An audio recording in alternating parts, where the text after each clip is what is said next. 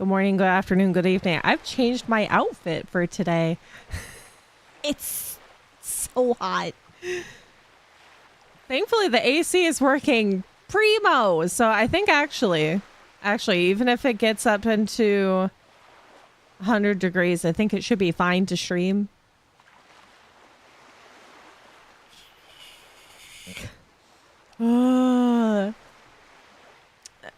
It's been a week, a funky week. My sleep schedule is back to dookie. I've had a few things break. Break as in I hate mic clamps. I hate boom arms. There is the replacement one that I'm currently using, but it's the same as the other one. I can't move my boom arm properly anymore because it's I don't know what they did to this clamp, that it's just poorly made, but that's what you get for like a $15 clamp. You can't just say hi and bye. Goodbye. All road leads to dookie. It kind of does. All roads do lead to dookie. And boom arms be one of them. Even some of the most expensive boom arms. I'm seeing some people having the same problems that I've had with some of the other like mic clamps. Because one of my previous ones was like a metal bar inside of a plastic bit. And that plastic bit just, snapped in half. And so I tried to opt for like a cheaper, completely metal one. And then the bar that they use to clamp it down to the desk bends because the little thing that's on the top doesn't stay in place. So this thing is precariously perched. Hi, Geller. Hi, Matthias as well. Oh, you guys? Oh, why is it? I thought I keep turning off the egg, but the egg is still here.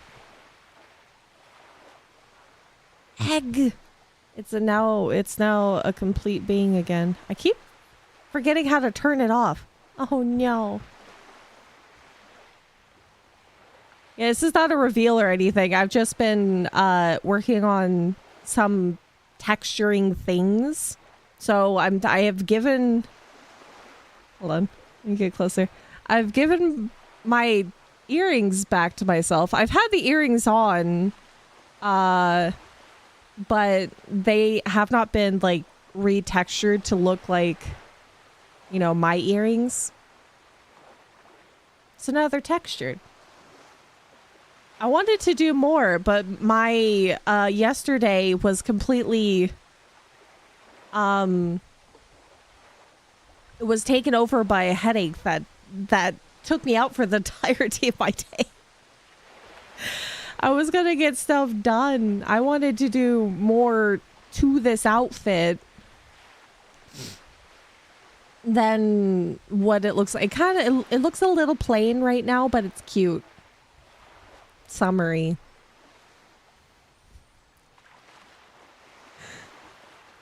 It's a lot more comfortable than going full sweater. Now I have my arms exposed. Hi, Grima. You look like an anime character. Forgot the name. There is a lot of characters that have this kind of ensemble.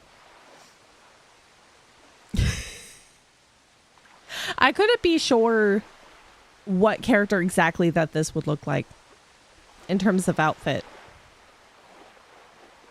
At some point, hopefully maybe later, I can add my other things that I wanna do to this outfit.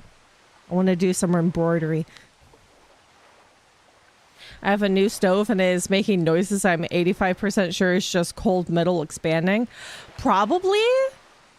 I remember when It's not the same kind of concept, but I had when the HVAC system got replaced, they said when you turn on the heat, you're gonna smell like burning metal.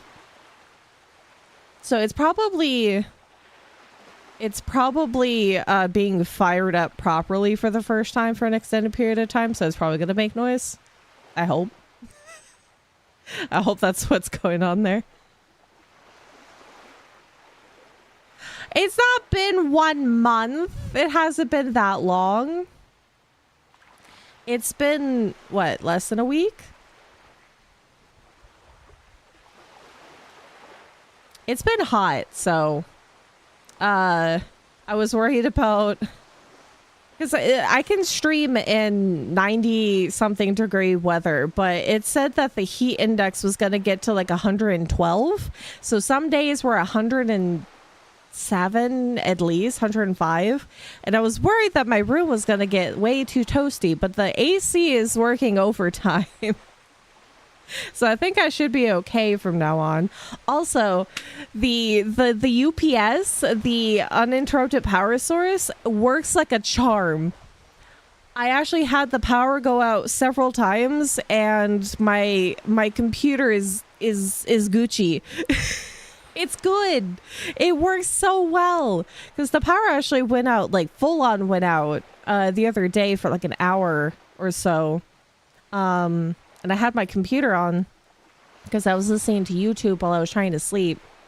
And it saved my biscuits once again. It's working beautifully. For you, it's been almost a month, has it? I don't think so. I don't think it's been over a month. It does feel like it's been a million years, but yeah, heat is hot. It's I will say usually like a week or less than can feel like a very long time.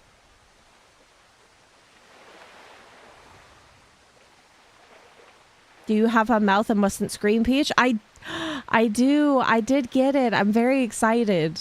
I don't think we're going to play it anytime soon because we have other things to play. But I'm glad that I occasionally check the Epic Game Store for free games. I think the only reason why I had the Epic Game Store in the first place was to play Dead Island 2 with friends. And then occasionally I have so many games that I've redeemed off of the free game section that they give out every once in a while, like every week or couple weeks or whatever.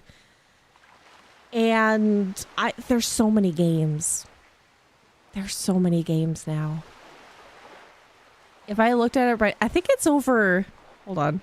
Let me turn on the Epic Game Store. It was a high number and they're all free games.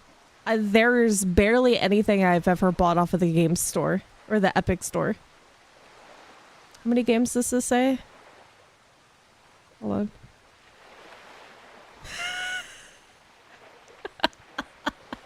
It says I have 84 games. And I've only purchased one of them. Every other game on here, other than, some gacha games, I have gotten for free. Oh no.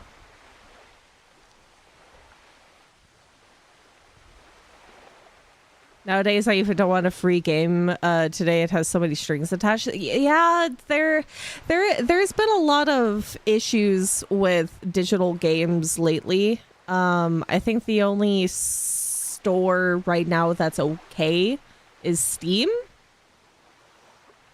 There's some stuff going on with other gaming platforms. Apart from everything hurting, how are you doing? I'm doing pretty okay. I didn't really want to get up this morning.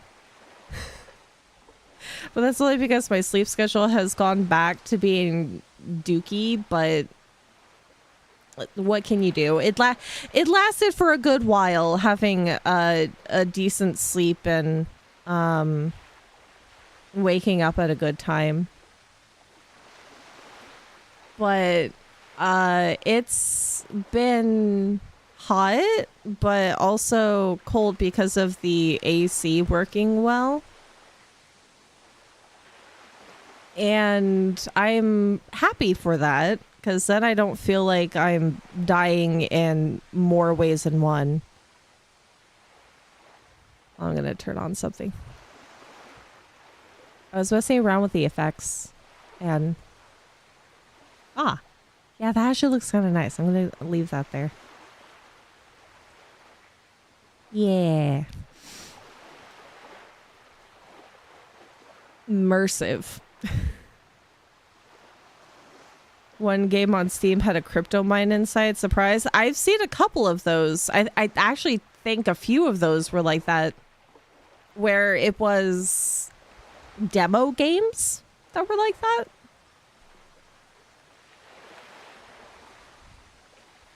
I just like paying for games. I hate losing the hard copies, but you can always trust virtual. I'd much rather have a physical copy, but I know some places are not doing proper physical copies anymore. Like, I think that some, if not most, Switch 2 games do have a physical copy, but it's still a download thing. I don't know. I'm not sure how they've changed things, but physical copies are, even though they do deteriorate over time, it's best to have physical copies.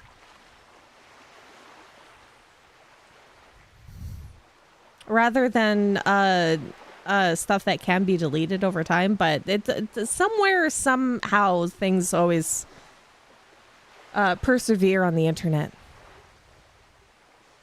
Friday is my last work day before 3-week vacation. Digimon Storytime Treasures coming to the Switch the same day. Yay! You get some relaxation time and Digimon time. So do you have made a terrible decision? Yep, time to stop paying for PSN.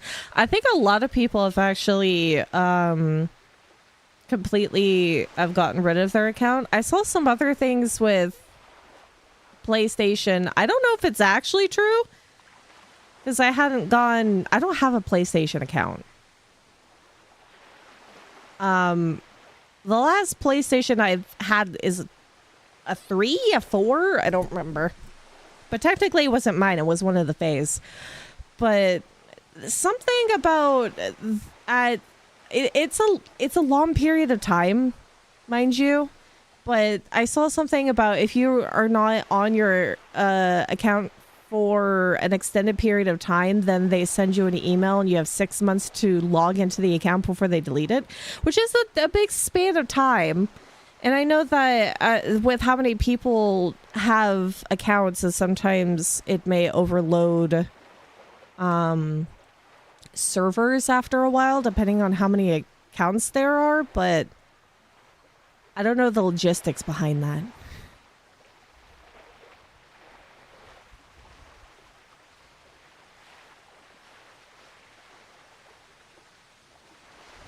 Releasing, well, demos actually are very good. I appreciate demos because with the fact that I have horrible motion sickness, having a demo of something really helps me know whether or not I can actually, tolerate the game, or if I have to play with Dramamine. So some demos are pretty good. I'm happy with that. Sometimes it's also good to see early access games, because then you can see the development of it over time, and it can be helpful for the developers because then they can get, good constructive criticism. They can still get like silly criticism, but constructive criticism can really help a game move along.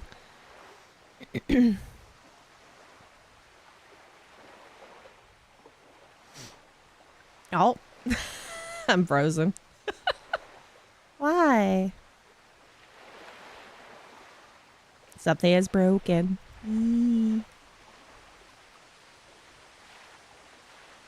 The peach brain of yours must be a little mushier than last time we spoke. I'm always mushy. What do you mean? My brain is always mushy. What is broken?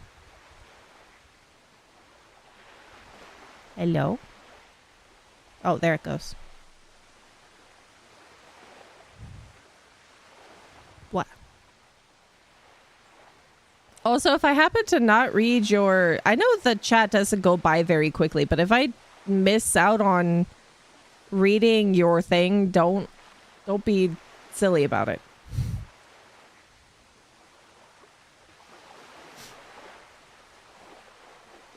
Because if I go off on a tangent and happen to read like a more recent chat, it's not like I'm purposely ignoring you.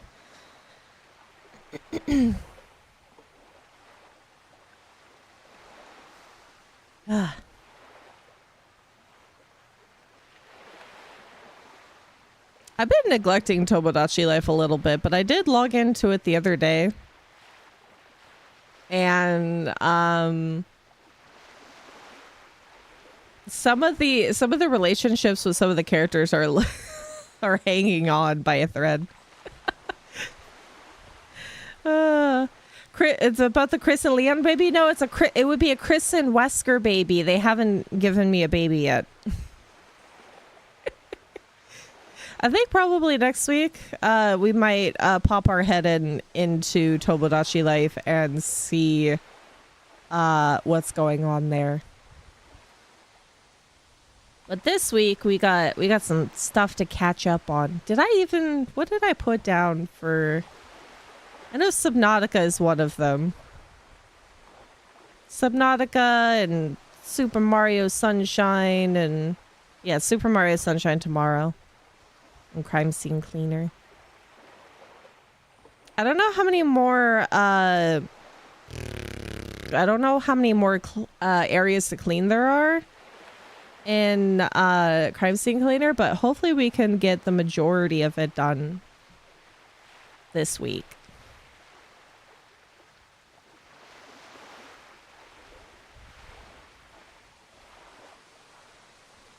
I have to put my scarf over my keyboard and mouse for heat to play Hades.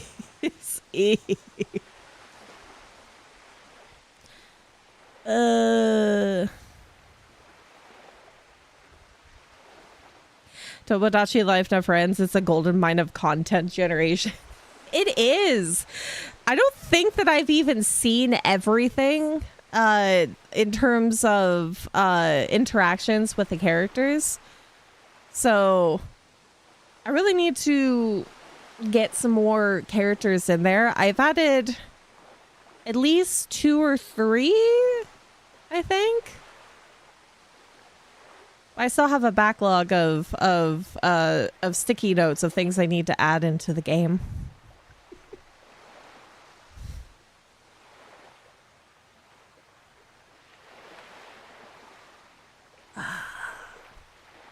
I'm actually glad that most of my headache from yesterday has not translated into today. Just my sleepiness. And there's still many, many days of thunderstorms to come. I think there's supposed to be some today, if not that it has happened already. And I'm suffering. It took me 8 Tylenol and a round, 8 ibuprofen and a round of Tylenol and a decent amount of caffeine before yesterday's headache, which may have been a migraine, possibly, but a milder one, before it actually, released its vice grip on my eyeballs. Maybe 2 maps of Act 2 of the extra mission from the for the community. Yes, that's right. So it'd be 3 maps in total then? Because we got 1 big map from the map from the community, and then the other 2 from Act 2. Which I think were smaller. So we might be able to finish 2 maps when we play it this week.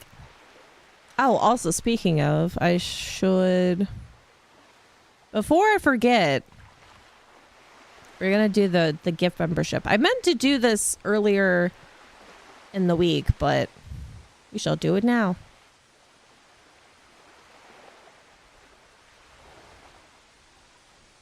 Oh, hey! Matthias, you got one. Second set. Woo!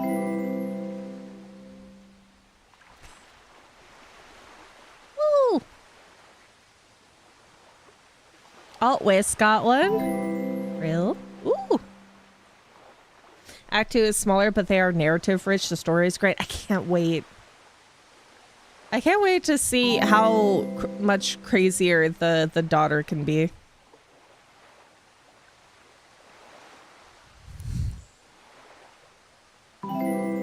Yeah, I lived on 1 ibuprofen and 2 Tylenol yesterday, and coffee along... I actually did eat a decent amount yesterday, too. Eating's important when you're taking ibuprofen, because ibuprofen on an empty stomach, for me, it leads to more nausea and an upset tummy. Yay! I think Tylenol may be the only thing that I can take on a mostly empty stomach, but I try to take it with milk. Otherwise, ibuprofen, I need to have a little something. Which I had some leftover, it was like crackers with peanut butter in them. So I had a few packs of those where I would have them where if I didn't want to get up, but I still, you know, have ibuprofen and Tylenol next to me, I will eat that and then take the ibuprofen. Because that's the best way to start your days. Crackers and ibuprofen.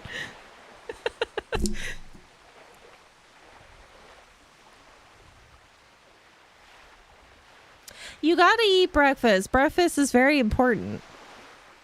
Even if you don't eat 3 times a day, breakfast and dinner are very important. At this point, I'm sure we could get you into Germany just for the research. Oh God, I've been coming across more like health related things on Instagram, and it's sometimes there's like more things people are learning about certain conditions that I think that I might have, and it makes sense.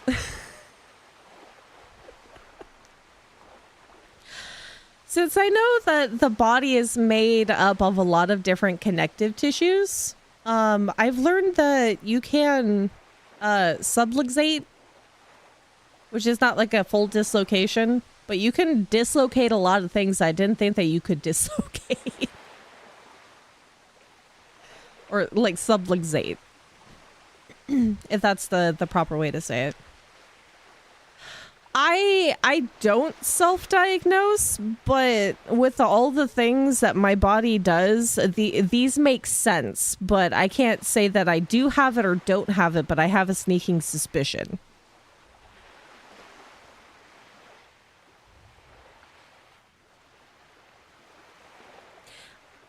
I'm definitely not diagnosing myself with like really horrible diseases. This stuff is funky, but it's not like I have the worst versions of it, I think. But you would definitely have to have a doctor properly diagnose it. Yeah, not diagnosed, but pretty sure. Whenever I get the chance to like get that sorted. There's some other things that I'm pretty sure that I have that I know that you guys, because one of you, Sea Turtle, has POTS, which is postural tachy. Wow, God, names of. Is it raining? I think it might be raining outside. Sorry, I got distracted.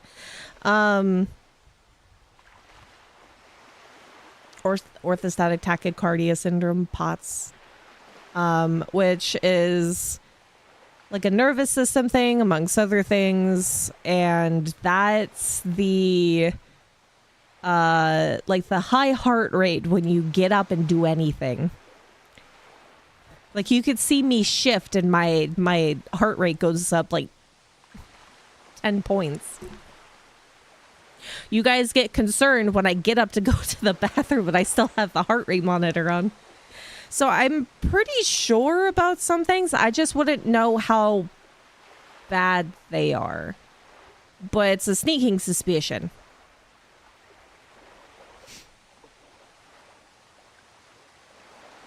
Need to put a cap for the model. Oh, there is... Hold on.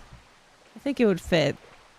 There is an asset on here by 7M Digital. That's a big sun hat. I want to put that on real quick if I could find it. It would look cute.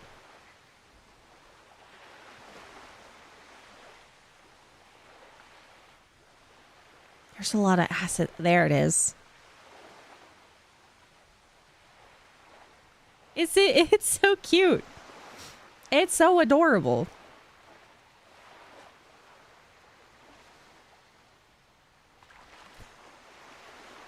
It's a little sun hat.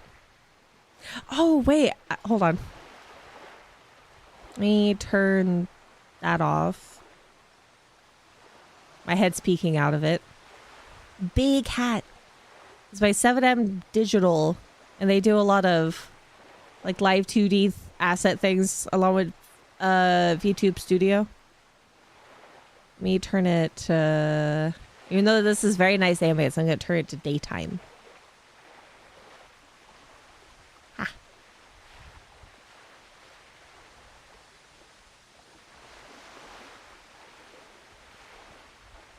Cute. Oh, wrong one.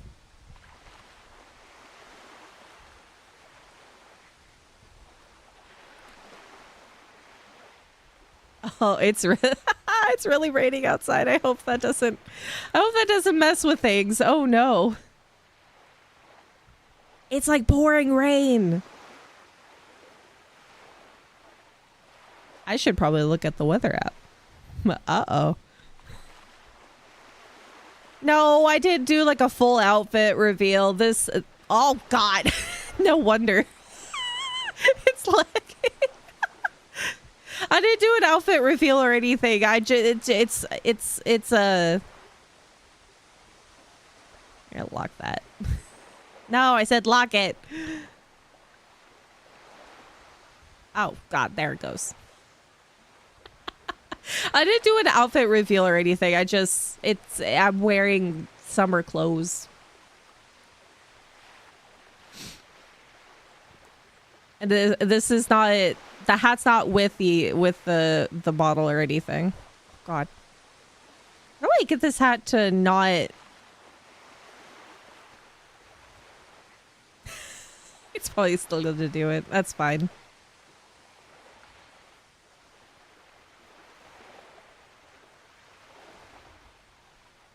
Here.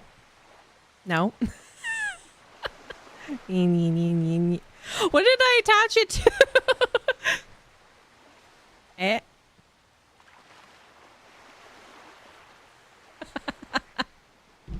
Did I make it? Did I accidentally make it smaller?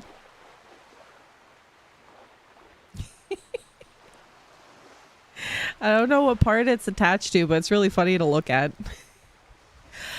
Also, if the stream dips, it's apparently raining really hard outside. That's a worry.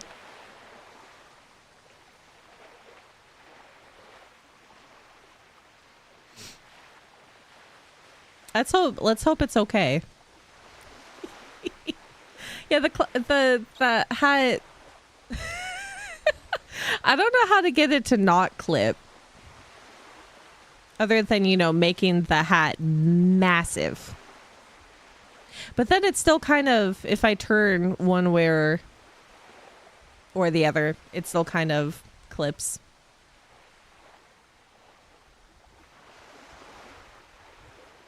What?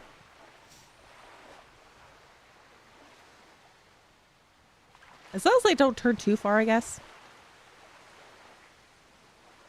But it looks like the hat's kind of floating. Big hat, big hat, big hat. Because this hat is an asset. It's not meant to be on top of my own person.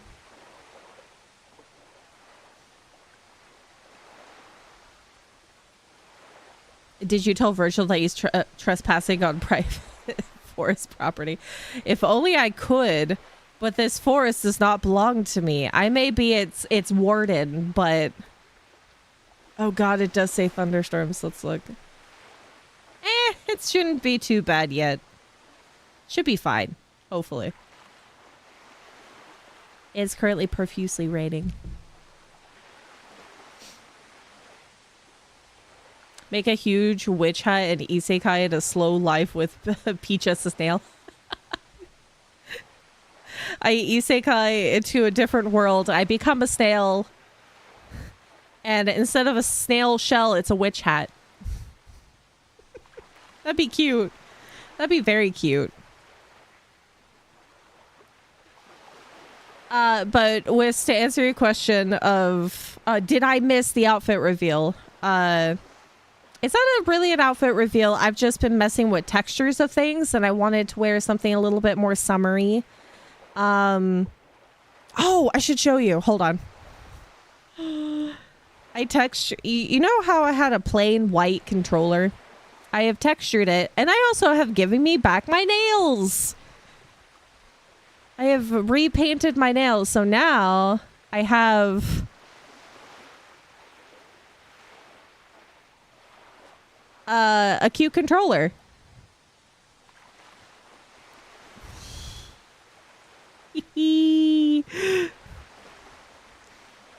So now my nail polish is back. My fire opal earrings are back. Things that I meant to do initially, but you know, everything gets a little bit lost in the mix of doing other things. Yeah, I now have my nail polish back. Really happy with that. With the earrings are looking much better. Very happy with it.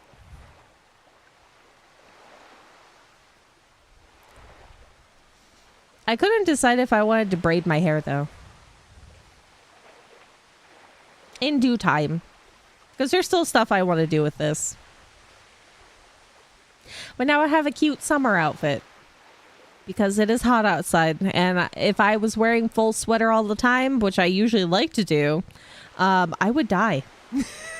I would perish in the sun.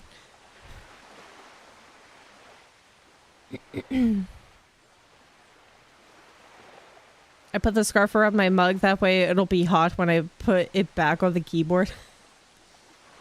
I've noticed that keyboards that have a backlight to them get really hot underneath. So when I tend to put my keyboard in my lap, so I'm just cooking my lap when I'm streaming.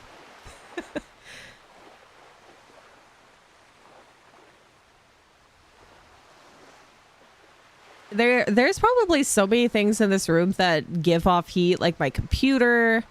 The audio interface has a backlight. My 3 monitors. The fact that I have to turn on several lights when I stream. Just a whole bunch of extra heat.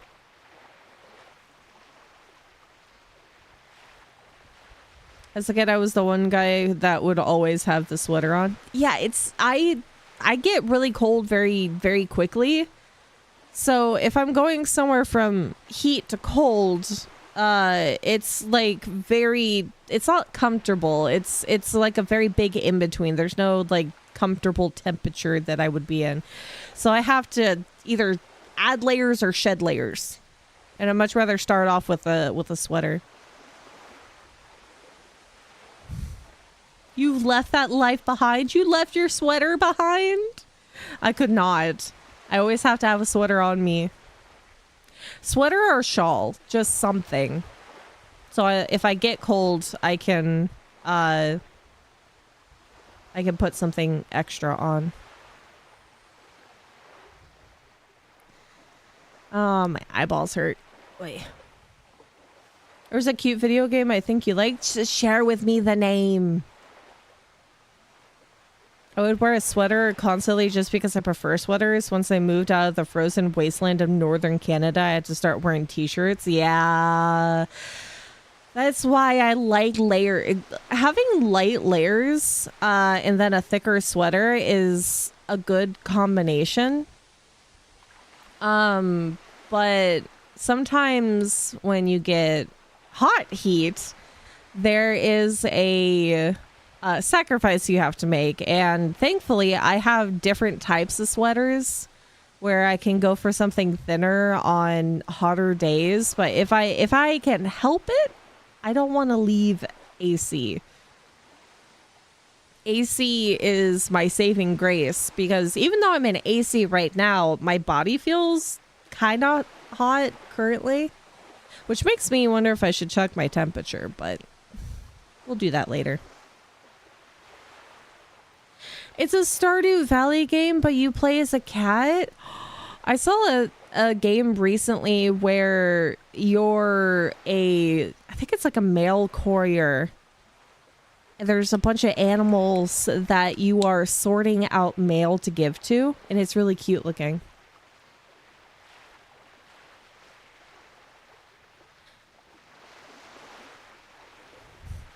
There's an indie game out there called Cat Chess where you play chess with domestic or stray cats.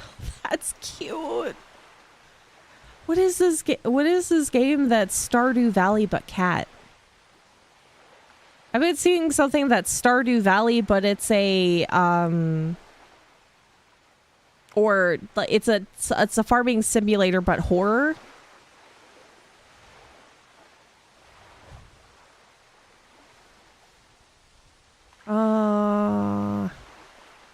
God, the summer sale's still going.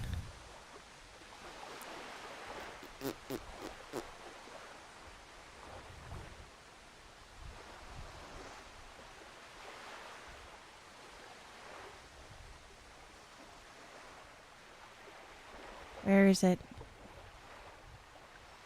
Oh, there's also a vampire-oriented farming simulator game.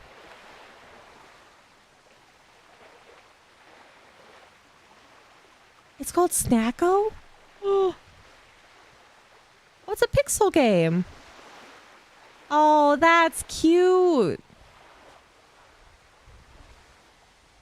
I have so many farming simulator games. I have one that a friend bought me that I have not touched yet. I'm gonna add that to the wish list. Yeah, it's a graveyard something. Grave something? Hold on. Grave Seasons is a farming simulator game, but with horror aspects to it. So it has like a whole storyline going along with it. The art's very nice.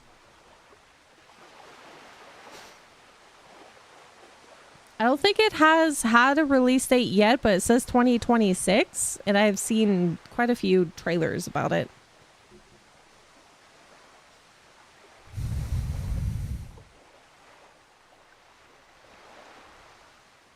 But it looks like it would be fun to play, seeing how the story unfolds.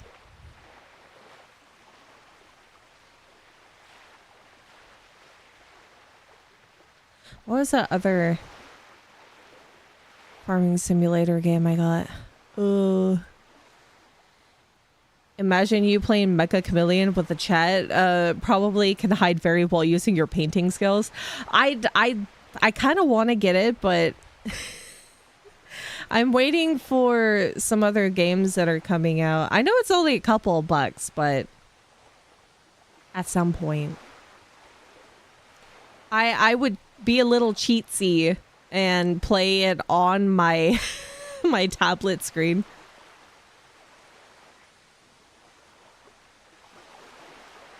But it looks like I've seen so many very intricate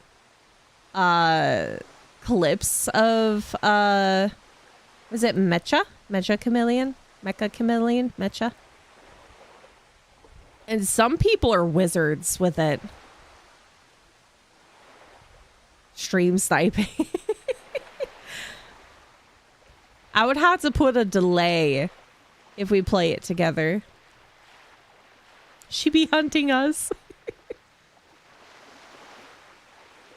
You'd have to do the Spider-Man meme if you play that. Yeah, I've seen some good ones with that.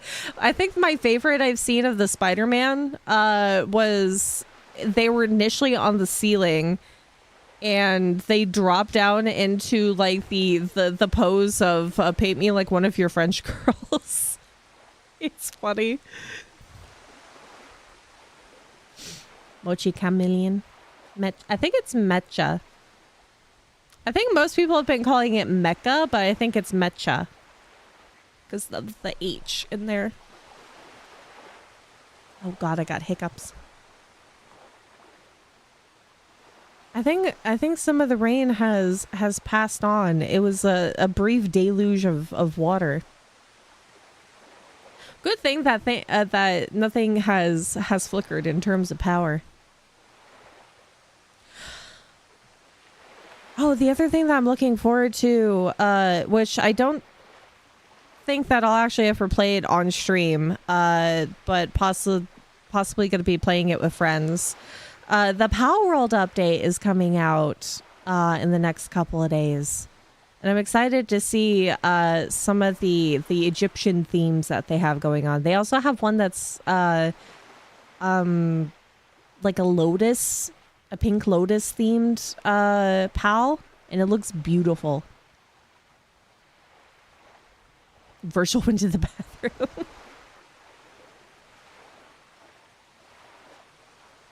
I think a lot of people have added some workshop maps, and some of the really amazing ones that I've seen are the museum paintings and how people are really beautifully integrating themselves into the paintings where they're almost invincible. Yeah, good for all the people that like Power World. I don't think that I've played a horrible amount of Power World, but it was very fun playing with friends. Just another silly thing to play because some of my friends are going to be playing Ark soon, and I don't have the disk space for that. It has... this is not even with the update, because I don't think the update has come out yet. Where is it?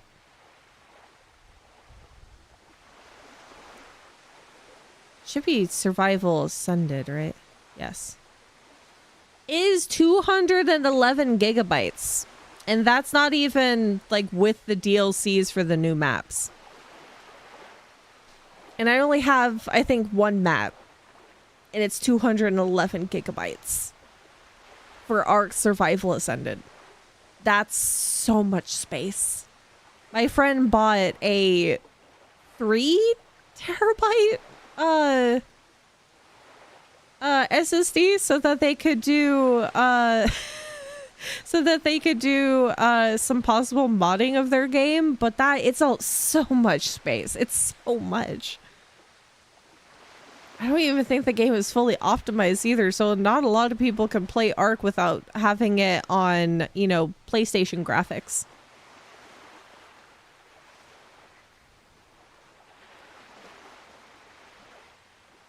All my friends who played Power World stopped playing. Definitely wasn't fun alone. I think some of my friends have been playing it alone, but I've been bouncing between other games, so I didn't really give it a lot of...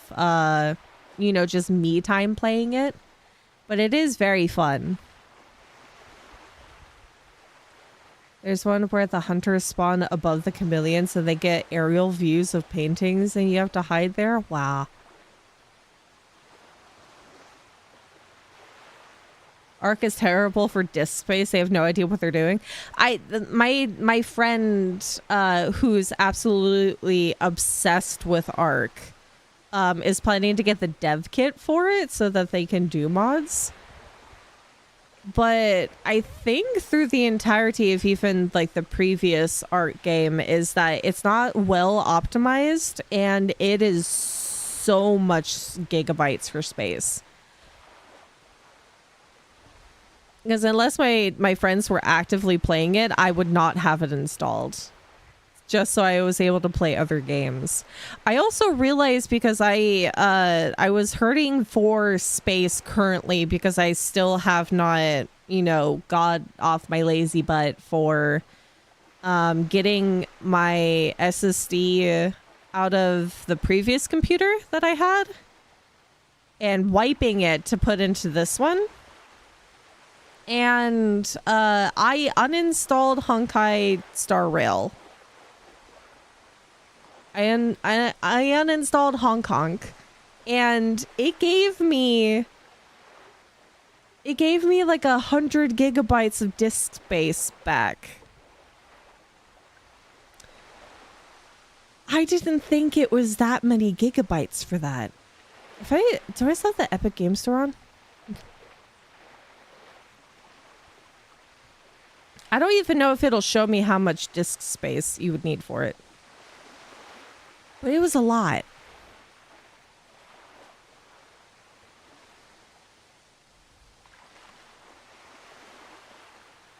How dare you install Mother Kafka? I still have Arknights installed. I just haven't been touching it recently. Because there's only one gacha game that I've been playing daily.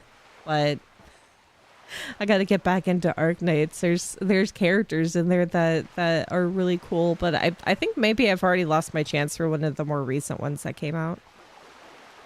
I will at some point go back to Honkai Star Rail when I have the room.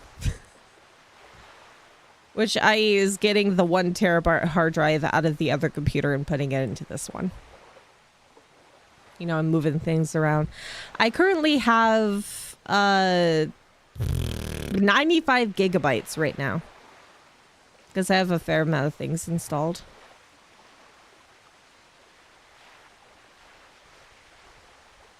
You want to learn how to do the Pikuniku dance? Backup saves of Honkai? As long as I log into Honkai Star Rail, it should be fine. I'm a digital hoarder. I have so many things I could erase and just keep the saves, but what if I want to play Skullgirls? I feel the same way when it came to some games, because I occasionally play Vampire Survivor, but not enough to keep it installed all the time. But it's still there. I've recently reinstalled Palworld because I want to play the update with friends. I don't know why I still have Elden Ring Night Rain installed, because we haven't played it since April. I don't think I've seen the Pikuniku dance. Maybe? Pokemon? Is it a Pokemon dance? If so, maybe? My hoard of game installs is why I have like 6 terabytes for games. That's why I need to get the other hard drive out. I need to not be scared of touching the inside of that computer, because that computer doesn't really work anymore. I mean, it does, but it's not, you know, viable working. So I gotta get the components out of it, so I can have 2 terabytes instead of 1. It's cute. Look it up. I shall. Hold on. But I don't know why I still have Night Rain installed, even though I kind of want to reinstall Elden Ring just to play it.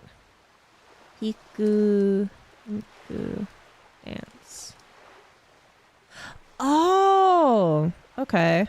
Niku. I don't think I've actually seen this.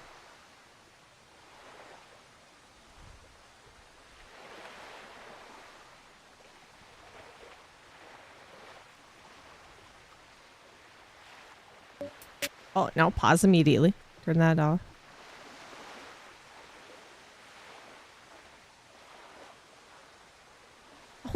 Oh my goodness, it's like a little bean.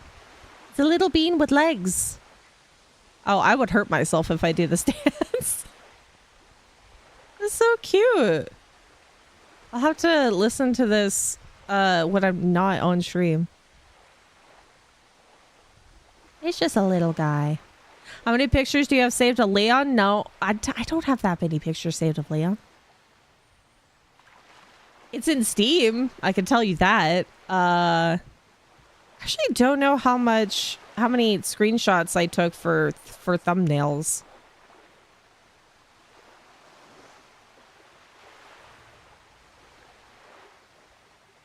It's not a copyright sound, you're good? Ah, okay. That's good at least. Don't tell my wife, she'll judge me. That's okay. You can have as many pictures of Leon Kennedy as you want.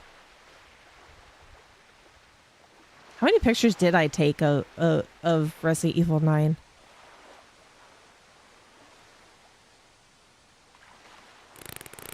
Where is it? Where is Resident Evil 9? There you are. Yeah, Resident Evil is 77 gigabytes. I have 182 pictures. 182 screenshots.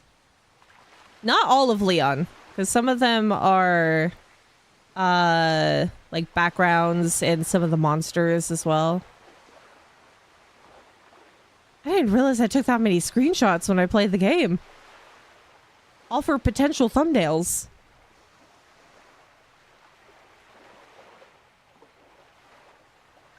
Oh god, I did get a picture of the creepy children. Oh my goodness.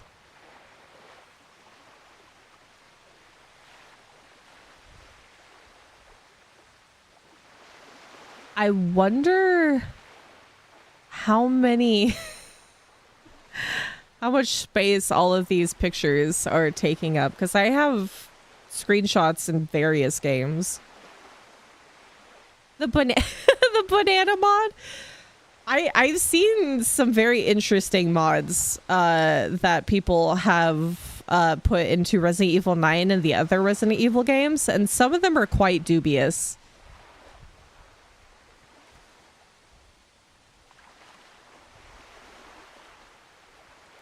They do add up quickly. When I changed phones, I backed up all of my photos and my my videos onto my computer, and that folder is quite hefty.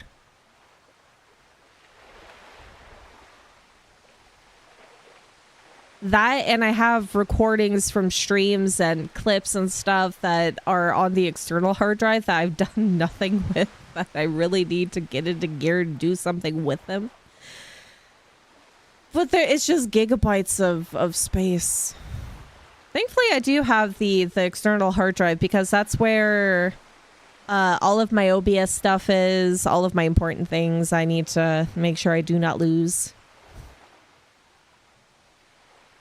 Grace tosses Leon the banana. Yeah, when she gives him back the Requiem. Tramp stamp Leon has been a staple since RE4 remake. Yeah, I have seen it's like his regular outfit but crop topped, and it has either a back tattoo or front tattoo, or both. Do I compress the photos? No, I do not. I probably should. Zip the folders.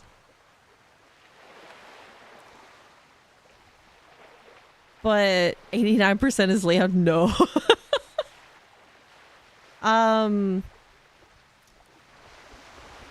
At some point I'll go back and clean up files again.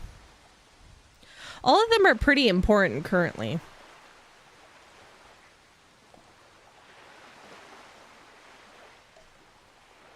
Yeah, I still have a decent amount of coffee. Let's adjust some pillows. Why is one leg cold and one leg really warm? I can't with this body and how temperature works. I enjoyed my playthrough with the mod that swapped Leon and Grace. I see that. It's really cute when he picks up a tiny child to take care of them.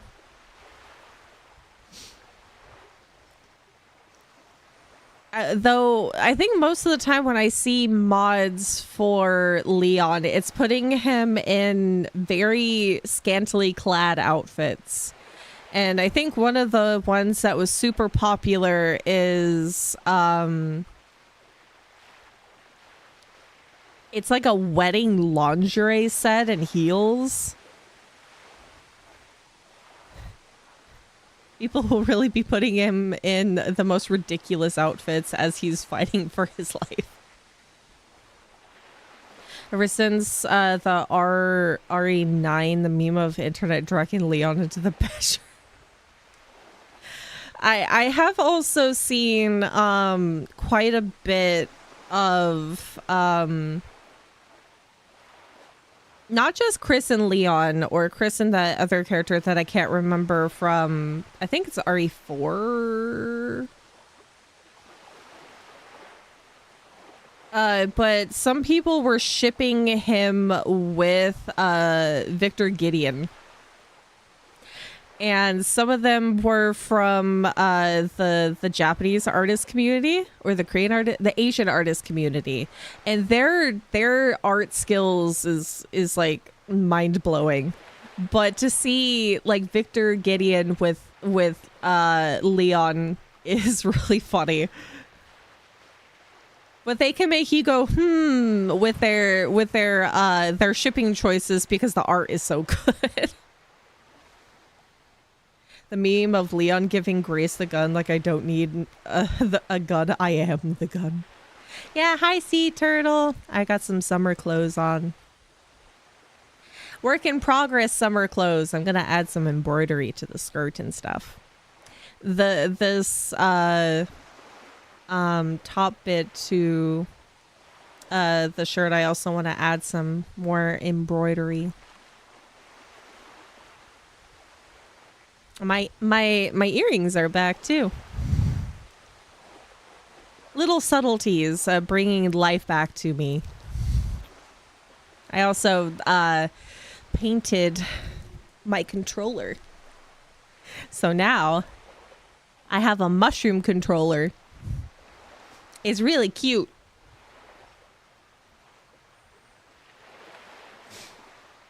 Oh my goodness. I seem to be still suffering from the past couple of days. My tummy hurts. It's hot. My tum-tum hurts. I don't want to use a heating pad, but I want to use a heating pad. My eyeballs kind of hurt still. I can open my eyes all the way, so that's a good improvement from yesterday. Did I make the background? No, it's they had a new update in the was it? Oh crap. Go, the focus with your avatar game. They have a beach set up, so I last night I quickly put this together and have a beach background for today. It looks like a Mario. It doesn't look like a Mario stage. I guess it kind of does because of the mushrooms. I thought the red mushrooms would have been cute.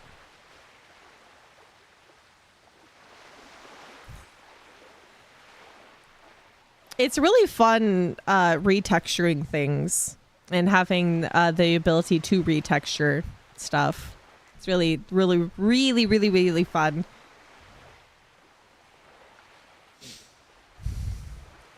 I do want to make, or I mean, I do have some ideas for some backgrounds for different grandma hours, times, other than, you know, my own bedroom. I really like using Go because then I can utilize its ambience, which it has like the sound of wind and having the rain, or in this case, sounds of the ocean waves, which I don't think are actually too loud, so I might turn them up a little bit.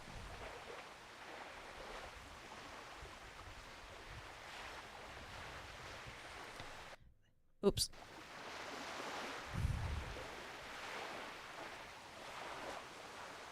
Well, let's hope this doesn't make you want to go to the bathroom with the sound of water. But I got some bubble tea back here. I got the computer set up. It's a little haphazardly put together, but it's nice. We had to think of something with mustache and dippling glasses. Yeah. I do. I need to make myself an official, since I've been playing a lot of Mario games, I need to make myself an official Peach hat instead of a Mario hat that I've been doing. Maybe if I have the energy later, I'll do so.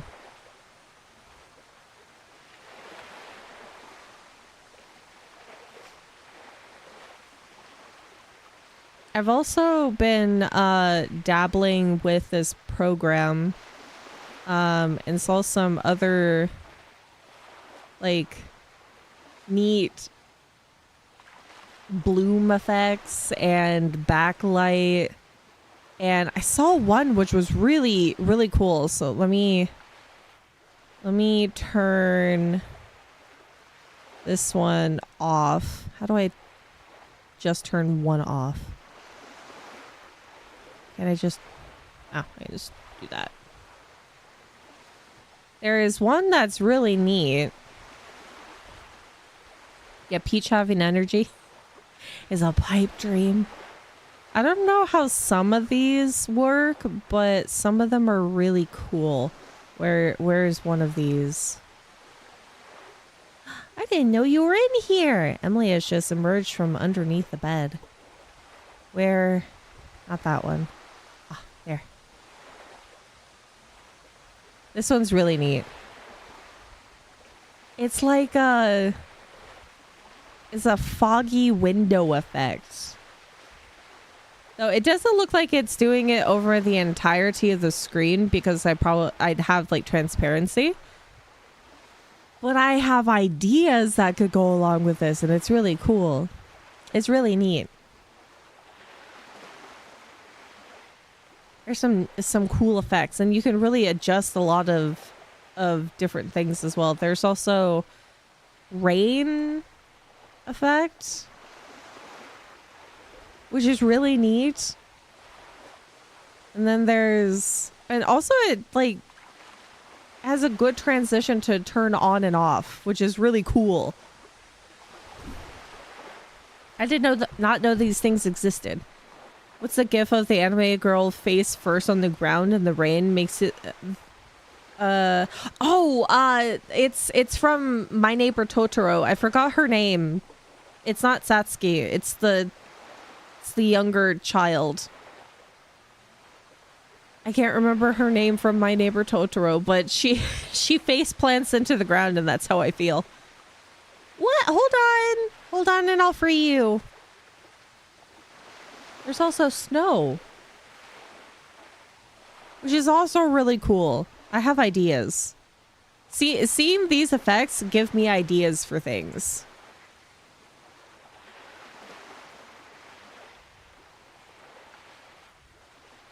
It's really cool. When Grandma finds out how to work a program.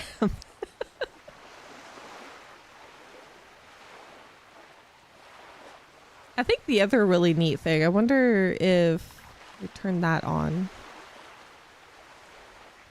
One? No. This one? No.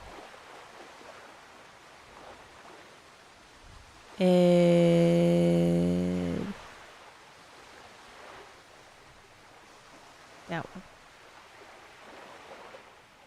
You can kind of use the color of the monitor screen, which I also think is really cool. I think I kind of used this at one point, but I don't know how to change some things with it. It's really neat. Hi, baby girl. The baby. I had to free her in a second. Hello, love.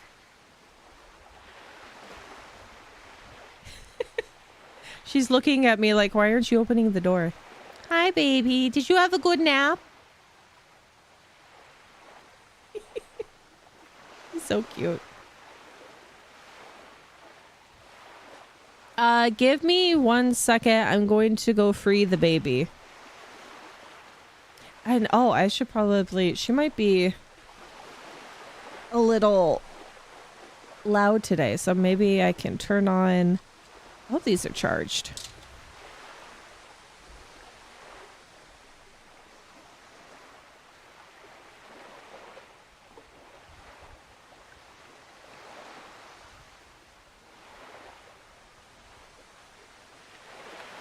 Excuse me as I change some settings. Not that one.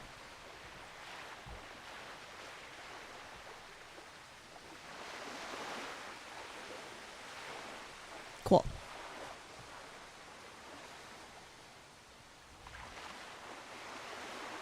Yeah, future Emily emote would be another one. One thing to do. Give me 1 second. I'm gonna mute this mic. Turn this one on. And wait.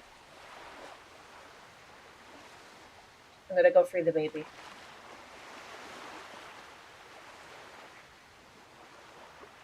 Oh, but I gotta like slide out.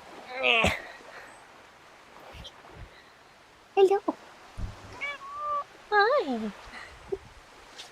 Oh, the baby. She gets spit all over the microphone.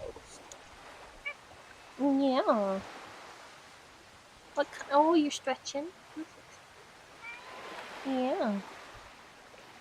And get the belly. You gotta come closer. Stop pointing away from the microphone when you meow.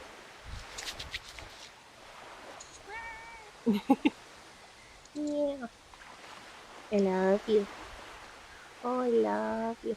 I gotta get the mandatory belly pats. Butt pats. Belly rubs.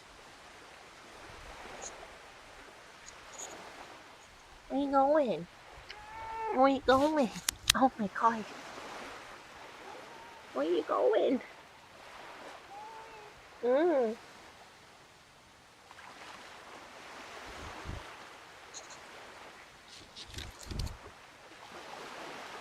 She's so cute. Oh my god. No. No. He's your baby. Oh my goodness. What's your baby? What? I love you.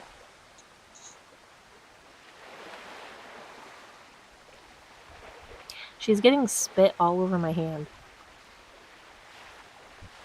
Where you going? Yeah.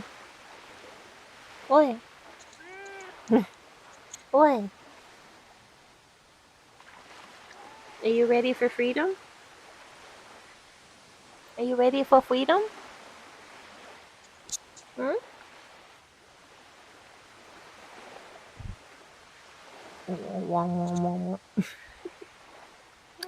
Yeah. I love you. That's butt pats. Okay, I free you now. I free? Yeah. I love you. You too.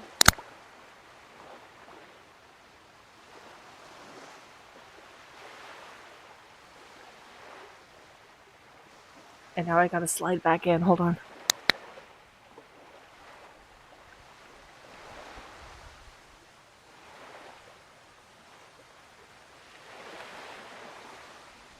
Oh, my dear.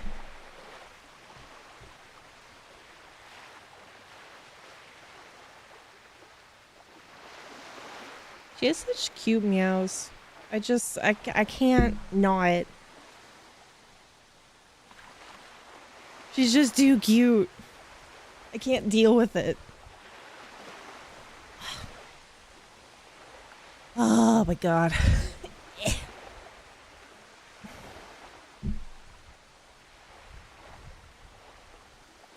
I hope most of her meows got caught on the microphone.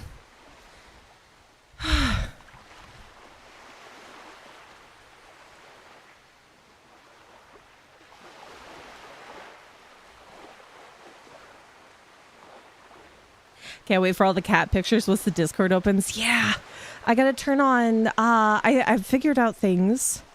I still got stuff to work on. But it's like mostly laid out. There's some things I feel like I'm still missing with it. Because I think that there's more chat categories that I can put in. But it is coming along. I just haven't touched it recently. Did I put cat photos or pet photos in there? Somewhere?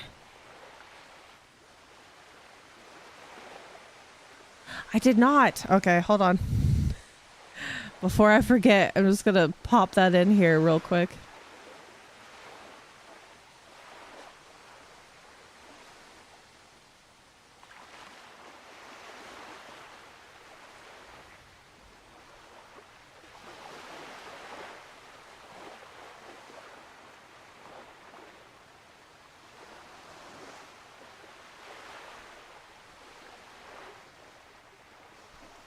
Yeah.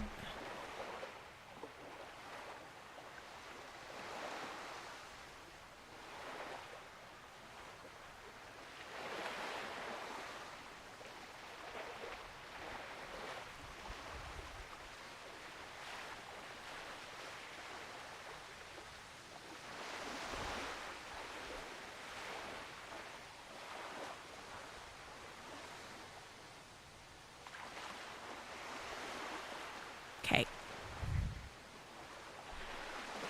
That's in that one for now. Perfect. Just so I can remember for later. Pokemon Go became 10 years old. Oh my god. It's been that long already? Oh my goodness. I do have that, off topic to the Pokemon Go. I do have a potential idea for a Emily emote when I have more slots to put more emotes in. But there is, with the Discord, I have all potential emotes in there. And then when we make more, there's a lot of room for emotes for Discord servers, so I can add more whenever, which I'm really excited about.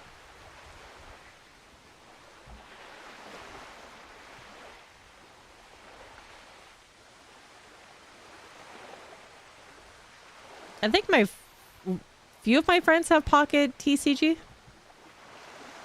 I don't know how active they are on it though.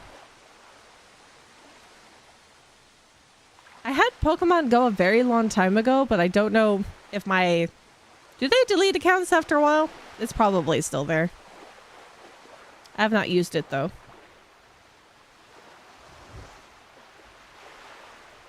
What are some of the other things I've been seeing recently?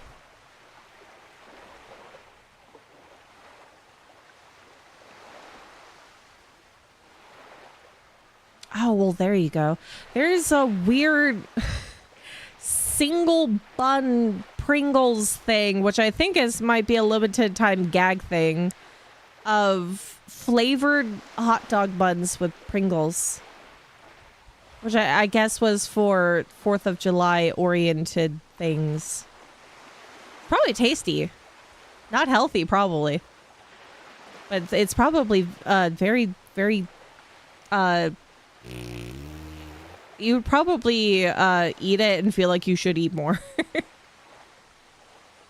Spending money on virtual cards is wild, where they get free. They do all the free content. They don't pay for the virtual cards. They open up a pack when it's free and available to them. Purple Oreos? Is it like flavored Oreos? Purple Oreos. Is it Halloween Oreos?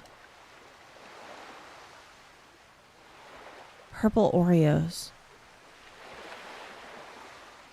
Oh, space? No. I see BTS inspired purple Oreos. Is that actual Oreos? BTS Oreos?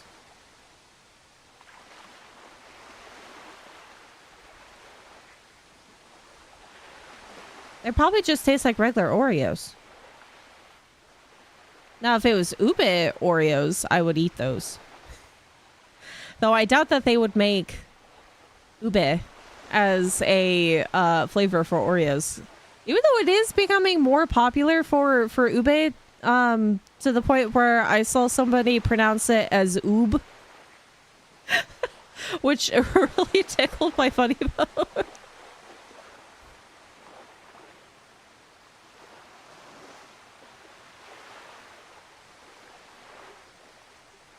So maybe that there might be hope that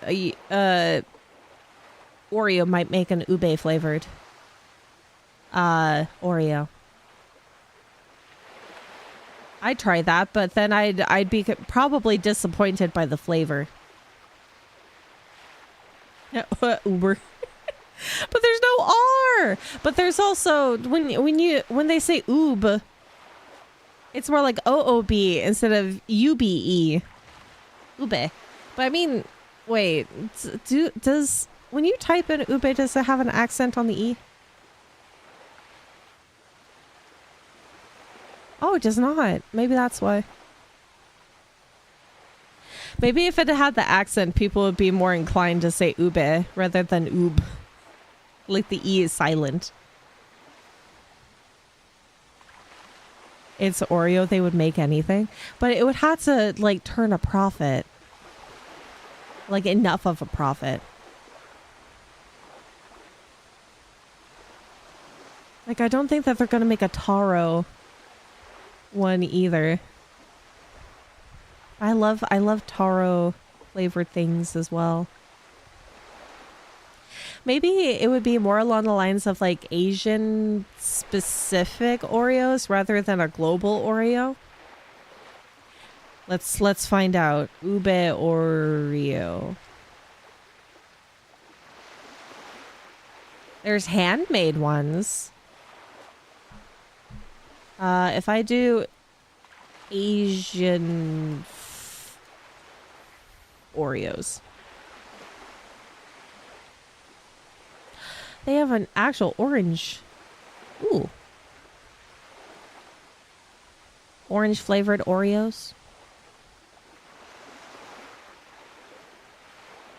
Oh, they have a matcha. Ooh.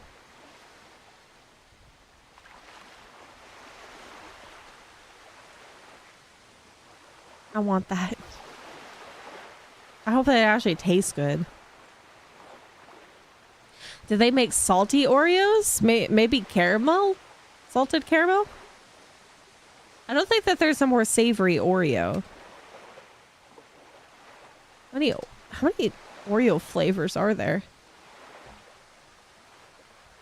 No, I don't want to accept cookies. God dang you. That's fine, whatever. Doom cookies. Marvel Oreo cookies. No, get out of here. I'm not giving you my email. Peanut butter. Oh, Reese's Oreos. Birthday cake. Golden Oreos, regular Oreos. Where is my screen going?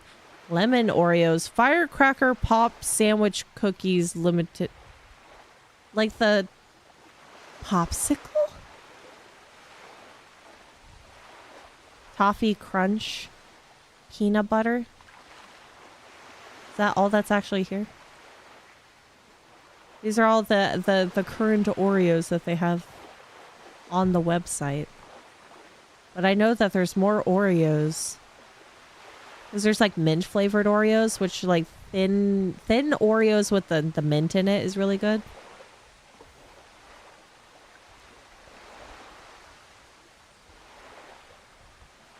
I don't think I could ever get without...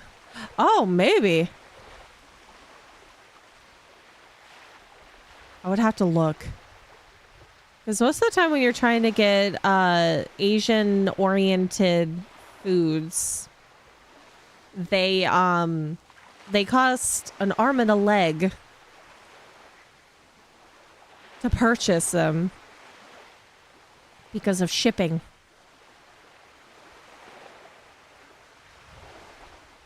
But I think I see a possible place that you can get them for not that much.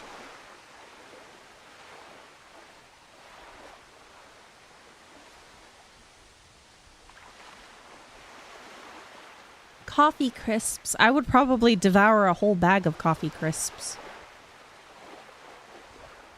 Coffee crisps. Yeah, I would. It's a wafer. Or it looks like a wafer cookie. I would eat those in a heartbeat. There's mini ones. Mini coffee crisps.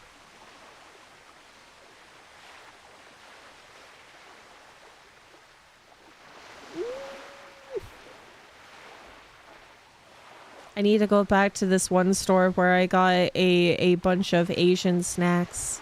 I think I might be able to find the Oreos there.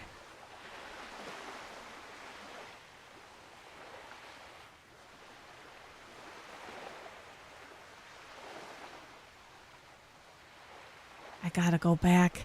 So I gotta finish the snacks I already have. I close that website. I'll be looking at snacks all day. I can't. I shouldn't. I have other snacks to finish.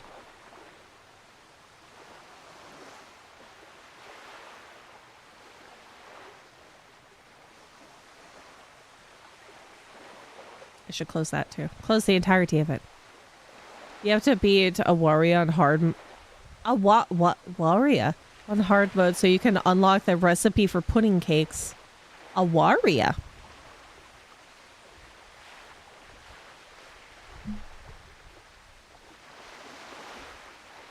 Oh, that's what you autocorrect.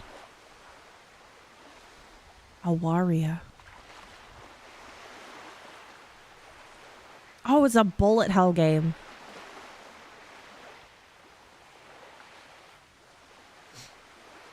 On a hard mode. Or pudding cakes. I actually have some mix to make mochi. I need to make mochi.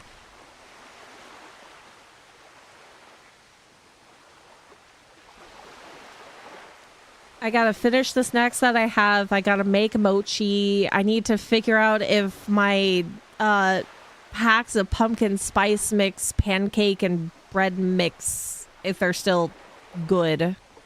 Live mochi making? No, unfortunately not. I do not have the setup to do cooking streams in here. Maybe someday.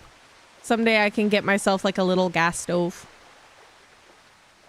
Or an induction burner or something. Hell Taker?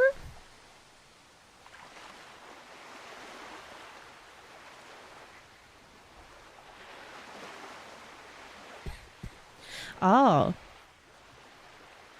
Oh, it's like a rhythm game.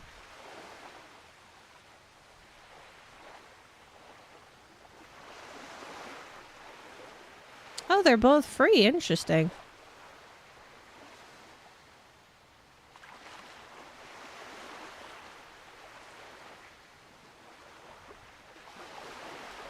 Why do you call it lesbian ghost game?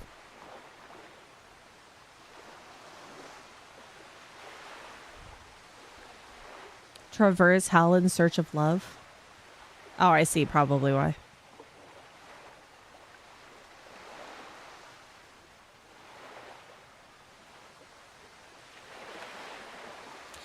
You need to go out and breathe some fresh air. It is a lesbian ghost game. By definition.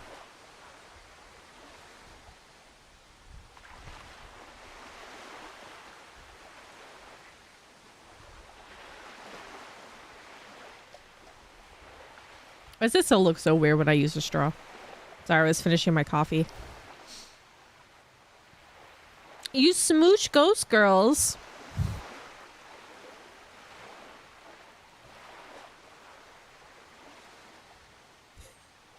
The art style is actually very cute.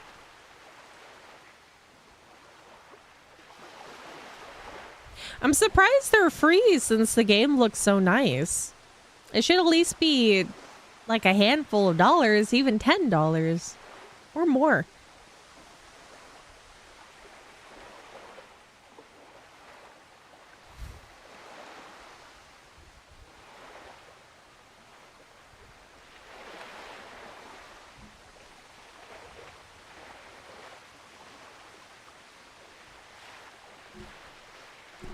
Oh my goodness. Oh, I can't get comfy. I hope that the, even though I know it's hot, I hope the weather is kind of treating you guys okay. I'm gonna look at the, oh, I think we should be okay for the rest of the day.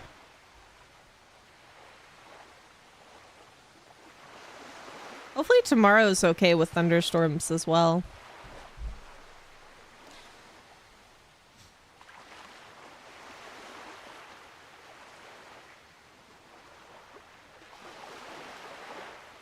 Oh, they're nice. Aw. It's nice to meet a developer that's nice. The weather here is awful, but yay for HVAC. Yes, yay for AC. I would have died the other day with how hot it was outside. I'm glad the weather is nice where you are, Greenma.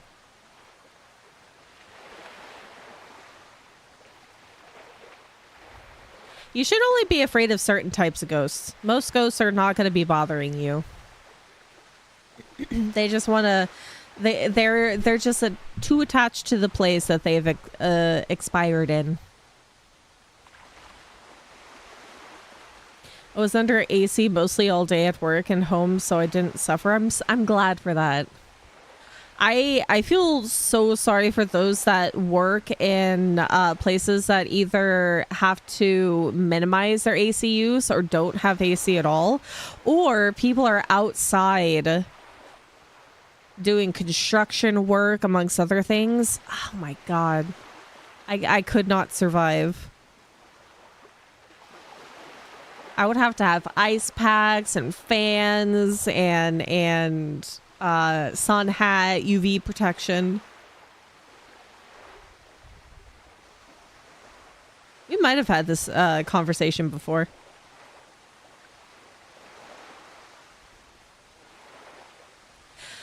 Yeah, I have been seeing the discourse with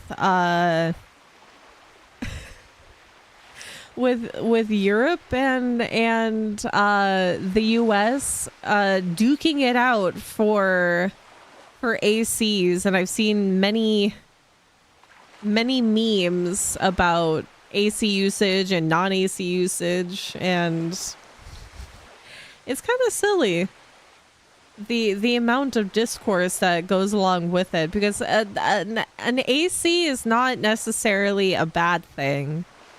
It's not really linked to sickness unless you're not cleaning it. And then that's just, you know, mold growth. As long as you're keeping your AC clean, the air ducts clean, if you have a unit, it's easier to clean than those that have houses that have built-in AC. But you kind of sacrifice, units cost more to run than built-in ones, if memory serves. Because usually when you have a house that's built for AC integrated into the house, it's a lot more meant to keep the AC from leaking out, and it works better. If you have a unit that's not really, you know, built for the usage of AC, sometimes it can get it can struggle a little bit to cool down the room. Well, people are suffering, and they're having issues with people who have bought ACs in Europe, and just, it's awful.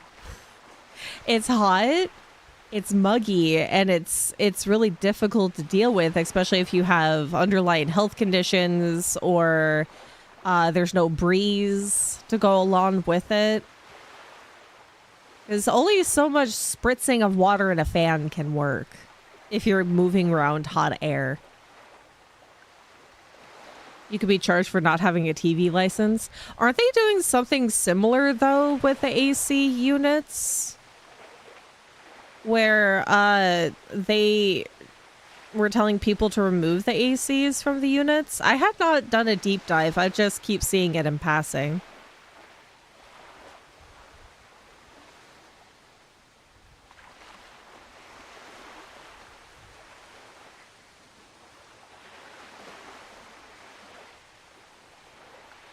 I'm not too sure of what other discourse other than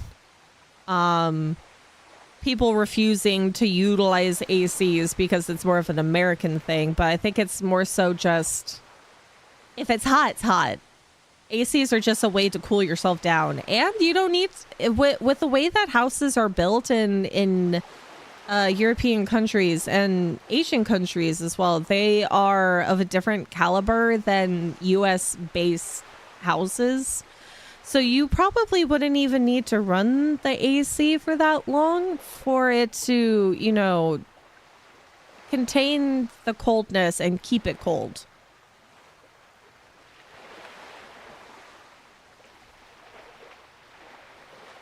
But somebody would have to test that theory if that's the case. But I would think that the way that they're built, because they're meant to keep heat in with the cold. So vice versa, it would still be the same concept of being able to keep the cold in with the way that the houses are built. But that's also a complete speculation, but through just like some logical ideas, maybe. All I know is for myself, I could not live without some sort of cooling apparatus. I think it's a very ingenious human invention, like dishwashers. I love dishwashers. Dishwashers, washing machines, dryers, ACs. Very innovative human design, and it's very, very comfortable, very helpful in your everyday life.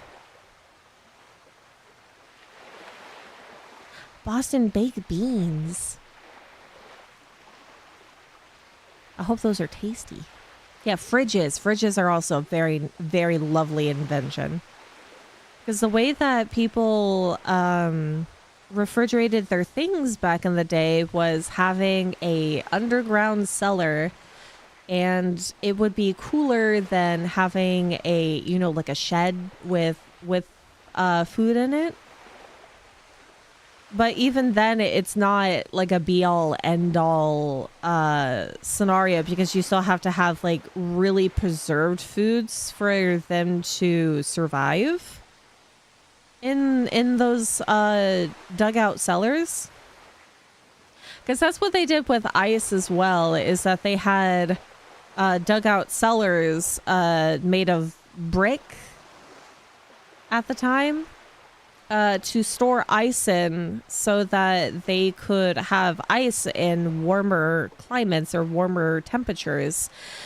But even then, you know, they would still melt at some point, so you couldn't have a steady flow of ice during that time frame. Preserving methods also back then weren't necessarily safe. So a lot of foods could potentially, you know, cause some irrefutable damage to your person and others. Can lead to death. So the modern day refrigerator is very convenient for being able to keep food. You're just like Huey. He loves dishwashers too. I've lived through no dishwashers, and washing dishes by hand is not fun. Two, I never feel like they're clean enough. So having a dishwasher that can sanitize your dishes is a quality of life thing, because then you don't have to spend as much time like heating up water and maybe boiling things so that they can get fully sterilized. And, you know, it takes a long time to hand wash dishes. And having a dishwasher just expedites the process. It's the same thing with a washing machine and a dryer. If you don't want the dryer bit, that's fine. Because hanging up clothes is not that difficult. You just need space for it. But having a washing machine, so you don't have to grate your clothes across various brushes and ridged washers or washboards, because there's a lot of arm strength that goes into washing clothing. But there is still a lot of clothing that you either have to hand wash or get it dry cleaned because of the type of clothing it is and the fabric. But most of the time for me, it's the same concept with the dishwasher. If it doesn't survive the wash, it was not meant to be. I still will not put certain things in the dryer because I have like UV protective clothing. And that stuff you're not supposed to put into the dryer because the heat will damage the UV protection.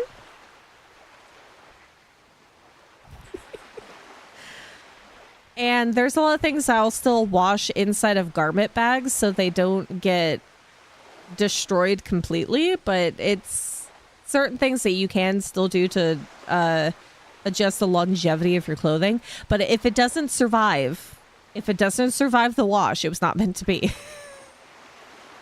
There's only a very small amount of dishes that I will hand wash. And usually that's like my hydro flask because of the vacuum insulation. But there's still some things that I have vacuum insulation for that I will put in the dishwasher. And if it doesn't survive it, then so be it. What happens to the washing machine is between the clothes and God. Yeah, I agree with that statement.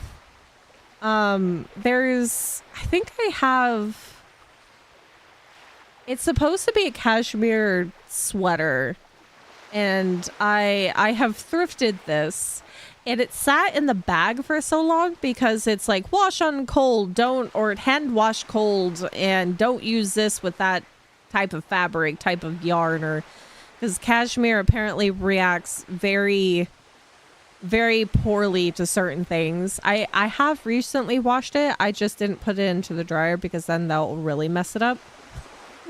But I did wash it on warm. Because I feel like if you wash your clothing in cold water with minimal detergent, it's not really getting the clothing clean. So either warm or hot water, decent amount of detergent, and some laundry sanitizer. Very helpful. I forgot how you can tell if you're good, how good your shirt is by how easily the tag can come off, I think. I usually try not to pull tags off, but I'll get some very fine, like, threaded scissors so I can take them off. Because tags, to me, hurt. They're uncomfortable and scratchy.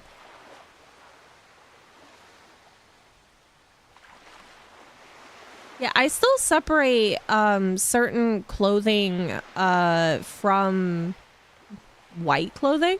Even though there is still like detergent is better nowadays than it was back in the day, so you don't have to separate your clothes as much. But I'll still separate blue, purple from like black and red. And I will separate out the whites with gray. But if it has red in it, blue in it, whatever colors in general, I'll keep light colors together, like green, purple, blue. Orange, red will also be separated out, and then, you know, white and gray. I will put the black in with the reds and or blues, depending. And then there's just some clothes that I have that just, you know, still bleed no matter what I do to it. I've soaked it in vinegar and just, it sometimes still bleeds. I don't know why. But yeah, tags are itchy. And there's some articles of clothing that I don't understand why they put tags and not put like a stamp on the back of the clothing with certain types of inks or whatnot. Don't put tags in underwear. Don't put tags unless they're really soft one in bras. Any undergarments, do not attach an actual tag to it. Because why? I separate white and everything else again between the clothes I got.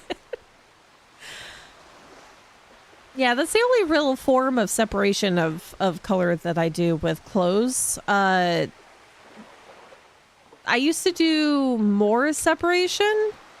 Like I would keep the reds and the orange together, but I would keep the blues and greens and stuff still kind of separate. And then there's like people who also keep black separated from the rest of the other colors, but blue and black is fine.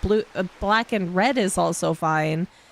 But grays and whites and beige, that any color that is going to be bleeding will get into beige, taupe, white, gray, and completely stain those articles of clothing.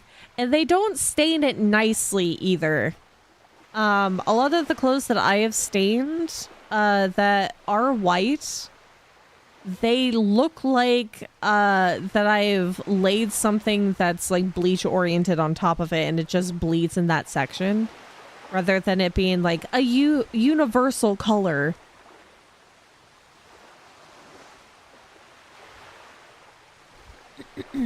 What's the point of the channel? To have fun. There's no like specific points to the channel. I play a variety of games. We have grandma hours is what I call it. So it's like chatting streams, talking about our aches and pains and whatnot. It's just to have fun. My wife is stealing all of my hoodies and socks. That's the oh god, I'm frozen again. That's the other thing. I do separate out like socks and underwear.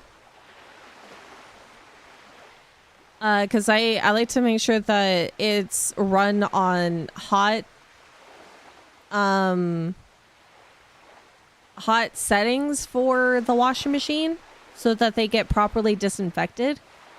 But if I'm doing socks, I will always have them in a garment bag because I have a few of them that are meant for like ballet flats for shoes. So they're really small socks and they'll get lost in everything else. So I'll keep it in a garment bag so it's all separated out. But that's mostly for convenience sake than anything else. That way I don't have to go on a scavenger hunt for socks, since they're already separated out into the zip bag. Also, you came in at a very awkward, weird conversation topic.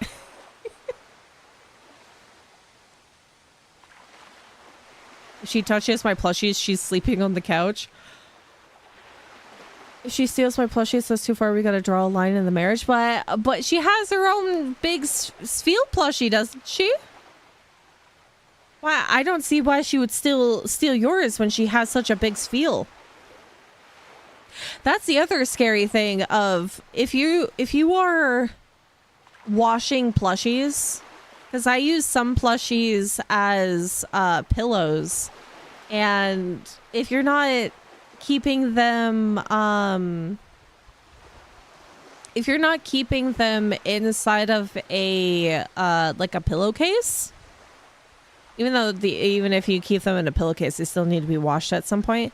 But if you're not keeping them in a pillowcase, they're just being constantly dirty. But some plush toys cannot be washed in the washing machine. I tried washing one of my really big Squishmallows, and that thing got so heavy, I could not even put it... I could not finish the cycle because it got so heavy, and I had to stick it in the tub so I could squeeze all the water out and have it air dry. Or I think I actually did put it in the dryer on low because the type of stuffing it has on the inside will burn and clump up if you don't use the right temperature. So it's really precarious.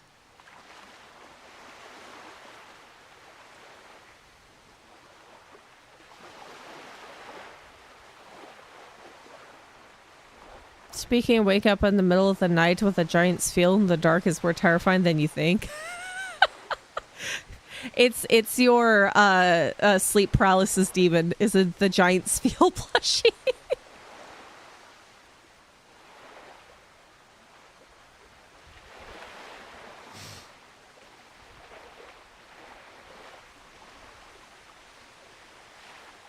I think the next time that I ever decide to wash a Squishmallow, I might do it the old-fashioned way and put the detergent in a tub with it and then just, beat the snot out of it so I can clean it up that way. You and Pam do rock, paper, scissors when it comes to chores? Yeah, I got split up the work. And if you don't split up the work, it makes things difficult.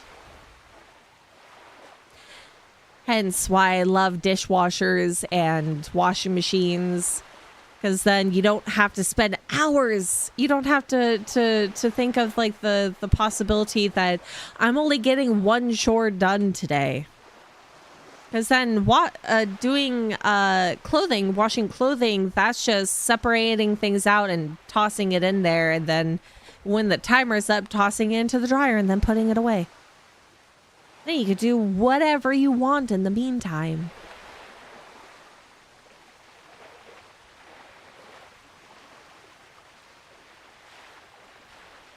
You have Nerf guns hidden in the house, and whoever loses cooks or cleans.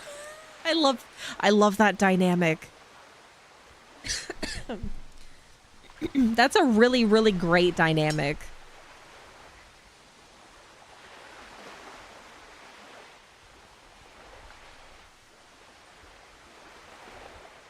This is your reminder to hydrate. I'm gonna take another sip of water.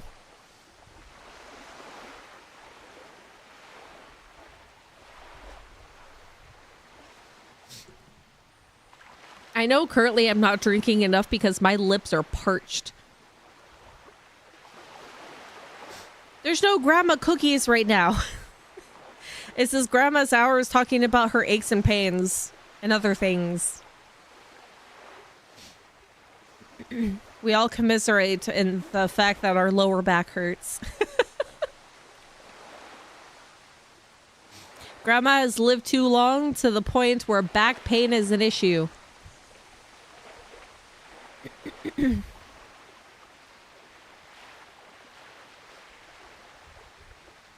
But even before living way too long, I still have joint issues. Baking cookies always makes you feel better. What is your favorite type of cookie then? I can reinforce my lower back through the power of braces. I do have at least 2, maybe 3 different types of braces that can keep my lower back in place. For support. Back support. I actually don't even know what my favorite cookie is.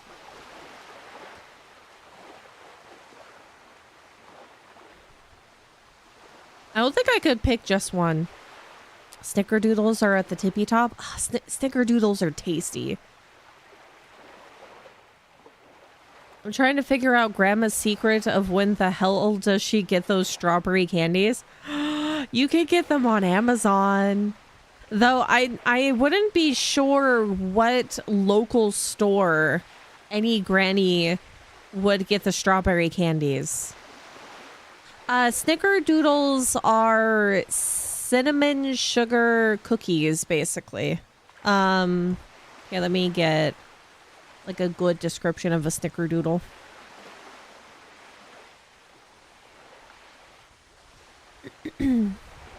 I think it's more like a molasses cookie. A snickerdoodle is a soft, chewy cookie characterized by its tangy flavor and cinnamon sugar coating, achieved by using cream of tartar in the dough, which reacts to the baking soda to create a puffy texture and unique taste. It's a little bit different from a molasses cookie then. Because depending on how somebody makes it, they can be like really thick too. Usually a molasses cookie is a little bit on the thinner side, but it's a little pillowy. Snoodle doodle. Texture is soft, chewy, and puffy with crackled surface. A balance of sweet and tangy with prominent notes of cinnamon and vanilla. Key ingredient, cream of tartar, is essential for the signature tangy flavor and soft, fluffy texture. It really is like a staple cookie for like Christmas time.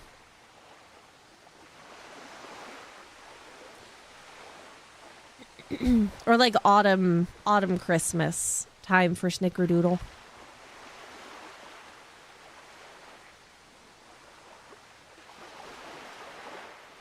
Though I have to say that the German gingerbread cookie has to... Oh, yeah, actually, that is my favorite cookie. The German gingerbread. Which I feel like I never pronounce the name of... Is it Pfeffernuss? Pfeffernusse? Pfeffernuss cookie. There's 2 top candidates is wedding cookies and German gingerbread cookies specifically. If made right, oatmeal raisins can be great. Yes. Yes.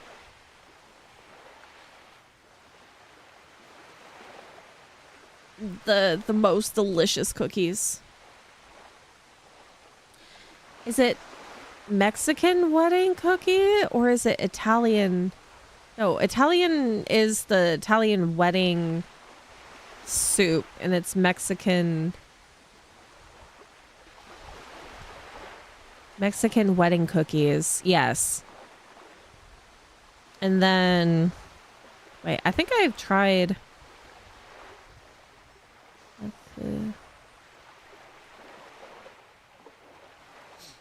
Yes, I've tried that one too. It's so good. Is it Lebkuchen?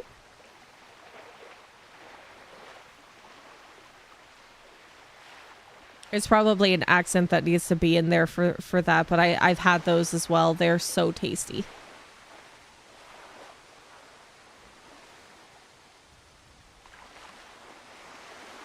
I would say it's red velvet cookies, white chocolate chips. Ah, yeah. Okay, so then top five cookies. Mexican wedding cookies. This is in no particular order, by the way. Mexican wedding cookies, the German chocolate or German gingerbread cookies, the white chocolate macadamia cookies. If I'm feeling like particularly I want something sweet, peanut butter cookies, and there is another, yeah, snickerdoodle. Yeah. No particular order. Those are all like top 5 cookies. And then maybe if you want to throw in a 6, it would be mint cookies that are dipped in chocolate, like dark chocolate.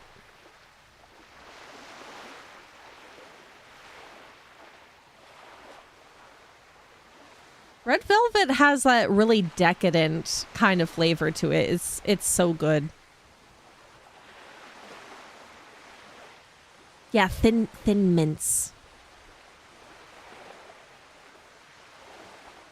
Or the ones with the hazelnut chunks, the ones that you get from Subway. Yeah. After 8. I don't think that I've had this brand, but I've had mint cookies that are dipped in chocolate. I just don't remember the brand of the ones that I've had before, but those also look really good. Oh, that looks tasty.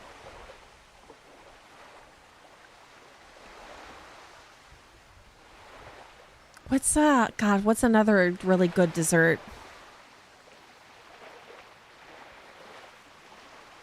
I think for pies, either lemon meringue or key lime pie. Those are my top 2. I like other pies, but those ones are the ones I would gravitate towards. If that was an option, that would be the option I would choose. Cakes specifically, I think carrot cake or cherry chocolate cake. Those are my tops. Cheesecake's always a good option. Cheesecake is very versatile in that you could put any sort of topping on top and it would still be delicious. Though I think I prefer fruity flavors with my cheesecakes than like caramel or chocolate. Cheesecake for me has to have fruit with it. Same thing with most chocolates. I don't like chocolate by itself. It has to have something with it, like mint or fruit. Because orange chocolate is better than chocolate by itself. I love pumpkin spice cookies.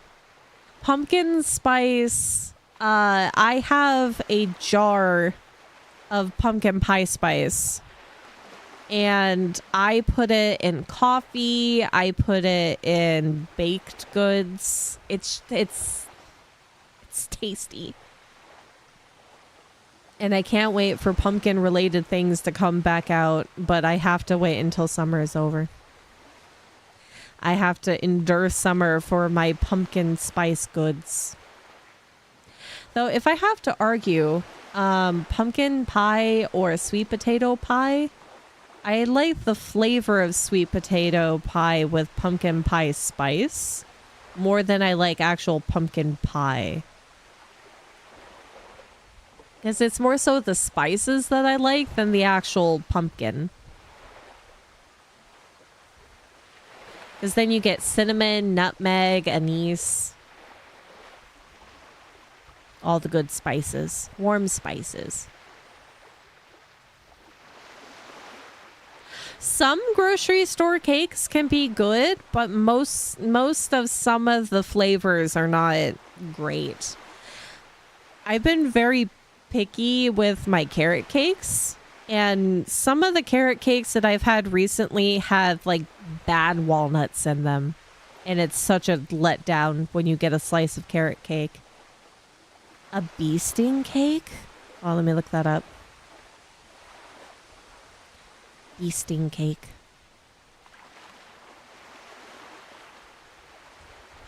Ooh. I may or may not have had this before. Dessert made of a sweet yeasted dough with a baked on topping of caramelized... ooh. Generously filled with vanilla pastry cream or buttercream.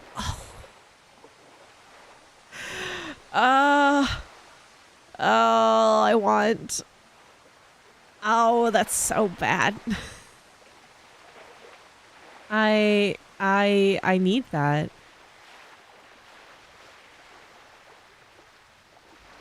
Oh my God. I should not be I really need to not be looking at sweet things right now because there's not a whole lot of sweet things in the house.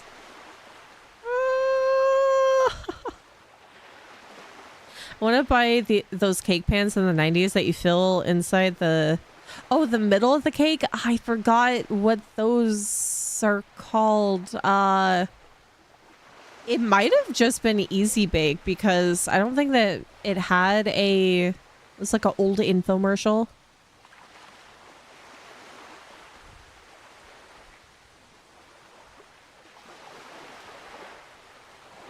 Did they actually call it something? Bacon fill pan?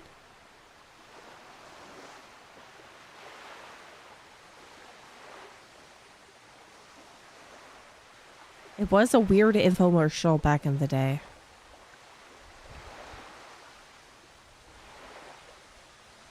The surprise cake.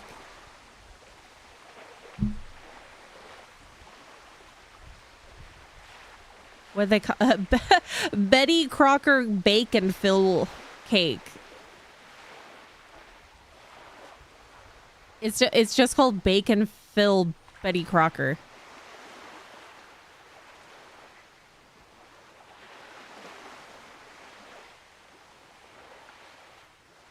That's how some people did ice cream cakes. Bacon fill.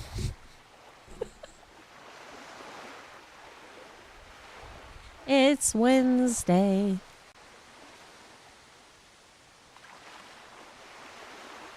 There was a lot of infomercials back in the day. I can still remember some of them. With my failing granny brain. Why did you forget that? Because it's kind of easy to... It's kind of easy to forget names of things.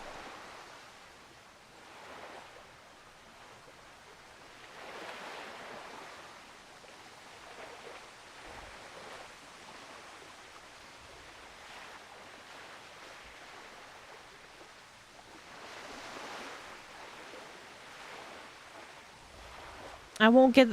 there's not many memes that I would get. There are memes that I remember, but they all go straight over my head unless I'm really thinking about memes. If it's more modern day memes, that's even more difficult.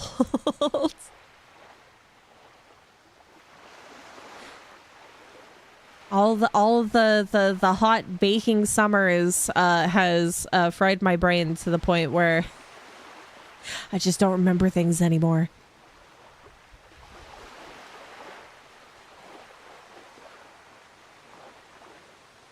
It's a sad day. But I will have random trivia every once in a while of remembering random things that are not very prevalent to everyday living. There's too many things that I can just recall every once in a while, and it just it has no meaning. It's just a silly tidbit of information.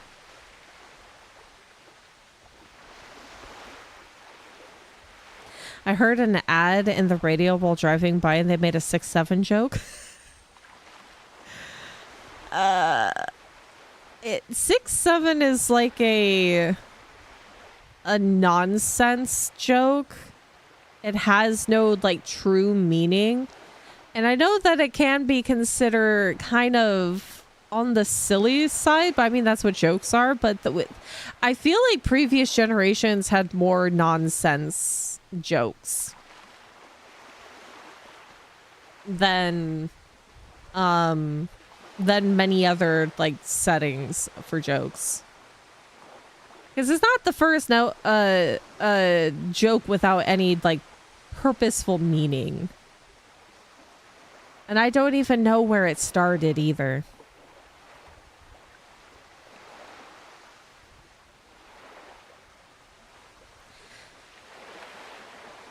Though I think most origins of memes and jokes are not really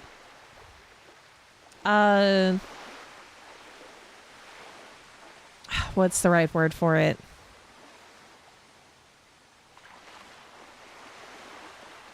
God, my brain.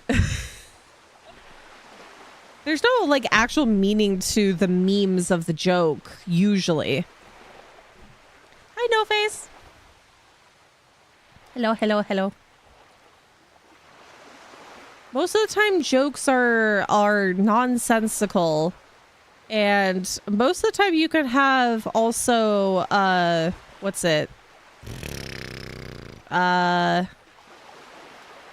You could have inside jokes that only mean something to you compared to like a universal joke.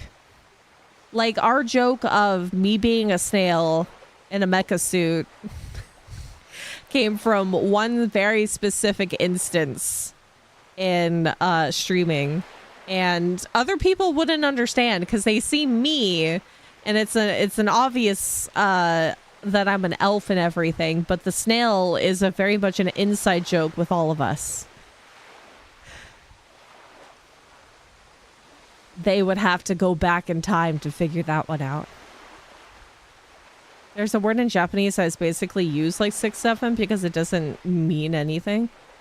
The guy who made the 6-7 joke looks like he's trying to do a Slipknot mask with golden teeth. No, I'm not a snail. I am not a snail, but that's your guys' headcanon, and we shall go with that. The snail yearns for dirt. See, I'm quite the opposite in that regard. I'd rather, even though I love gardening and I love the outdoor and I love forests, but my body is not built for it. My body, like I've said before, my heart is for the forest, but my body is built for the hospital clean room.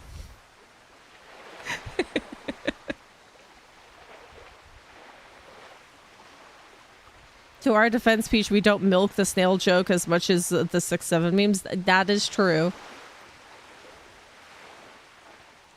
I love the new summer background and fashion, by the way. Thank you. I have the Focus with Your Avatar game going on in the background, so we have some beautiful ambience. And I have changed my clothes for summer. Found a cool hat to wear. It kind of clips, but it's still cute. Gives that nice summer shade.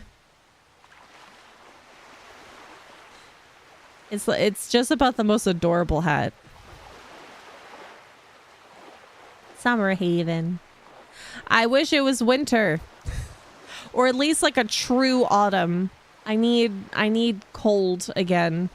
I need to be able to put on layers and feel like I can take them off normally rather than feeling like I want to take my skin off, but I know that's not going to help with the summer heat.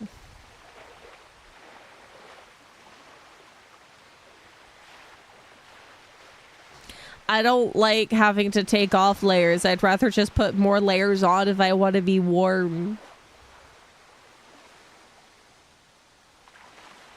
Thankfully, though, the temperature is going down, and I am hoping it doesn't go past 99 again.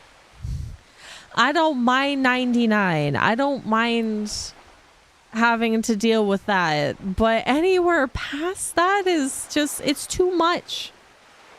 If I have to go outside in 100-degree weather, I'm gonna die. I need it to be a comfortable temperature where I can wear my sweaters and I can drink hot chocolate and use a heating pad without consequence.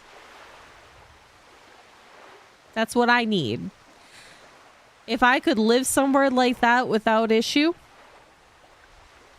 please give that to me. But I have to deal with seasons, so. And each season respectfully has something bad for me. But at least in winter, even though it's a different set of issues, it's still better than summer. Summer, I have to deal with both heat and pollen and bugs.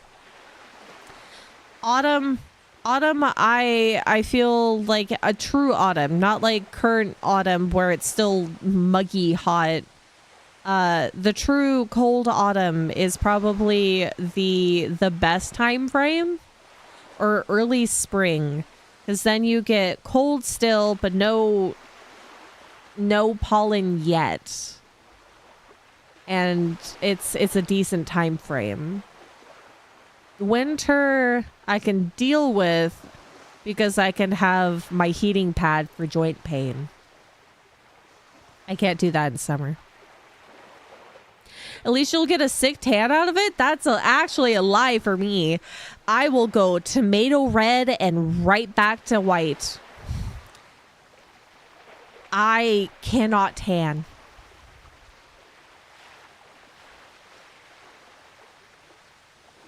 Maybe I think maybe I used to kind of, but now I can't. I burn, it hurts, it's itchy, and then it goes right back to the same color. There's no hope for me. I am the equivalent of a cave dweller. I can't be in the sun for too long, otherwise it's bad. Because I had the other day, I went out, I had a sunblock on my face. I had a hat for most of the time frame that I was walking from the vehicle to the store.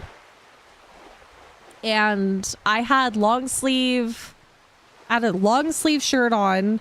My neck was mostly covered, but I still came home with, stingy skin the next day. But the weird part is that there was no redness to my skin other than, you know, my usual redness when I have issues. But it felt like a slight sunburn, but there was no visual representation of a sunburn. So I don't know if it was the sun or if I came across something. Because I did have on the same day where my eyes were burning and watering. But I don't know if that was a sunblock or something else. It's a big confusion. I don't know. I would assume that it is probably just the sun. And it was a little bit too strong for me. But yeah. Yeah, the sun is a deadly it's a deadly laser beam. That is both good and bad for you.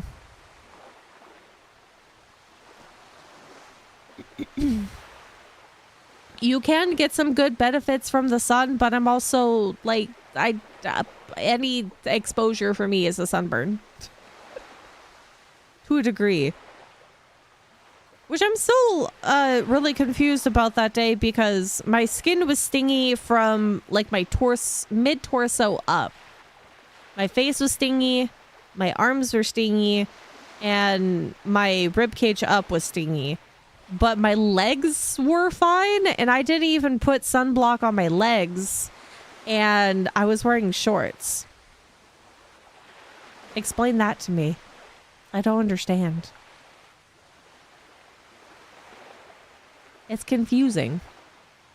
My whole body is a confusing anomaly. So I guess I shouldn't be surprised if something weird happens.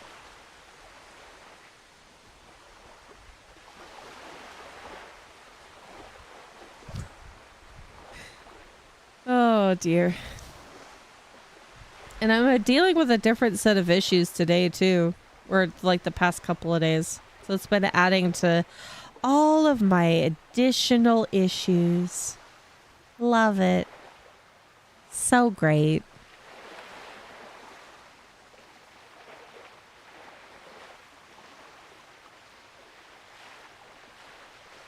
I have so many notifications. Goodness.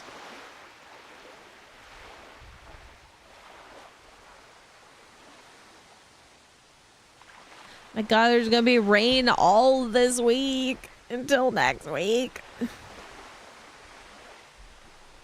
I need the weather to give me a break.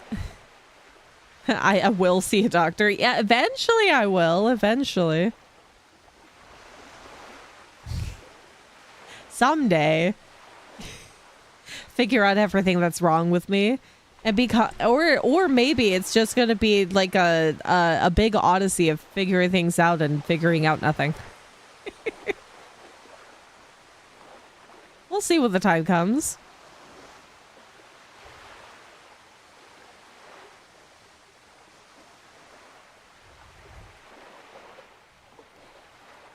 I am not looking forward to after stream.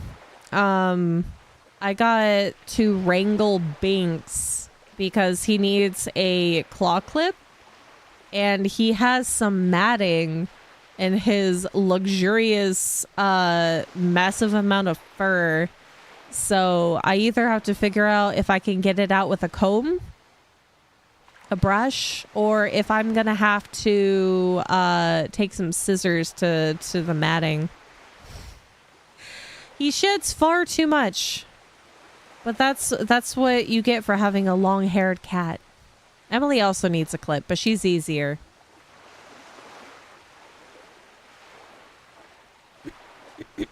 That's gonna be my chore for later. I'm gonna wrangle one of the fae, and we're gonna get Binks cleaned up.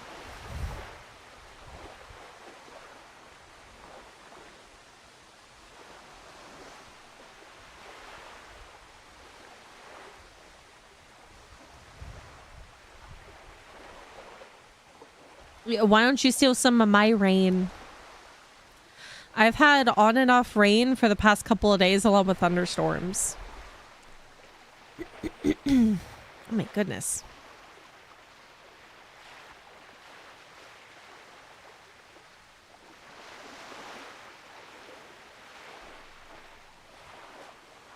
I don't feel like this water is helping.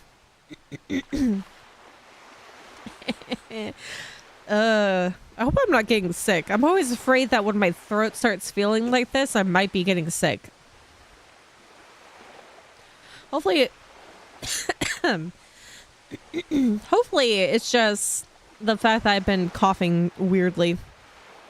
Or kind of like too hard. Hi, Daniel. Hi. Welcome. I'm trying not to cough too hard into the microphone. But I don't want to do... I'm trying to hold back because I don't want to do the full-on cough because then it just hurts.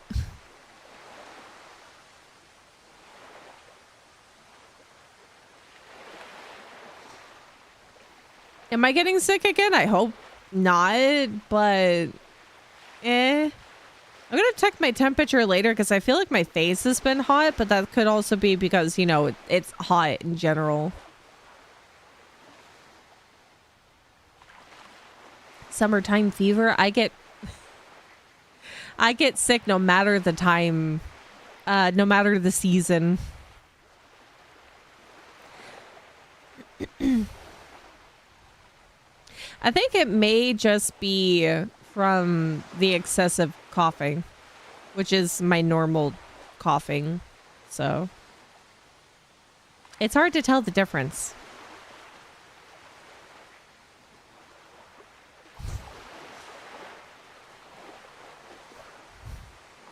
I always loved it when I heard of, you know, like the symptoms of one specific virus is like coughing and mucus and fevers and whatever else, difficulty breathing. And I'm like, that's my normal.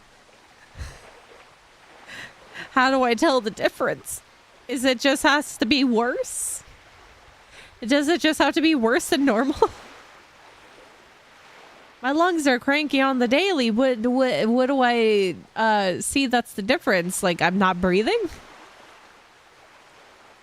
Or breathing less?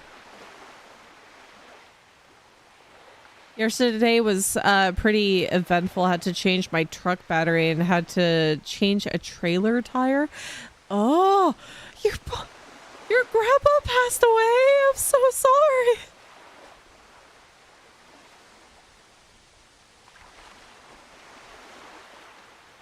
You've had a very eventful, as you said, eventful time. Oh my goodness. I'm so sorry.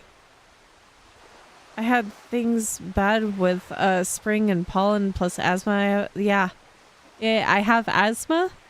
I've had one too many bouts of pneumonia. I used to get UTIs yearly. Or like a couple times yearly sometimes.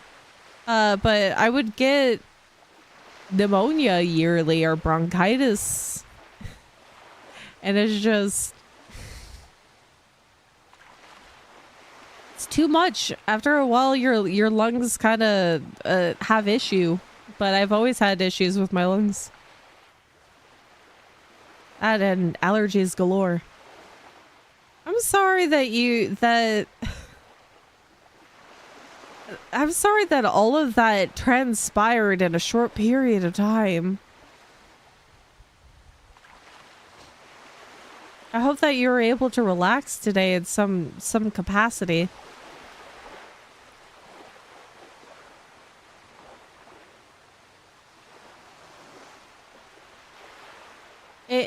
I think allergies are really weird because sometimes I feel like I have some sort of reaction to something, but it doesn't feel like a full-on reaction. But then I'm always like a bucket of mucus because pollen and probably dust, I don't know. He was 93 and he's been in a bad way for a while, so he's in a better place. Well, despite the circumstances, I'm glad that they're not feeling pain anymore. I'm glad that they are free of the symptoms of the mortal body and that they're in a higher plane of existence in a more comfortable state. Living to 93 as a human is no small feat. And that's such a long time.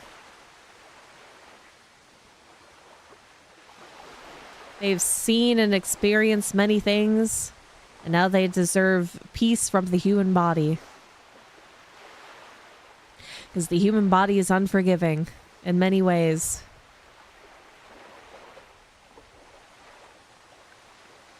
'93 is beyond Giga Chad levels of awesome.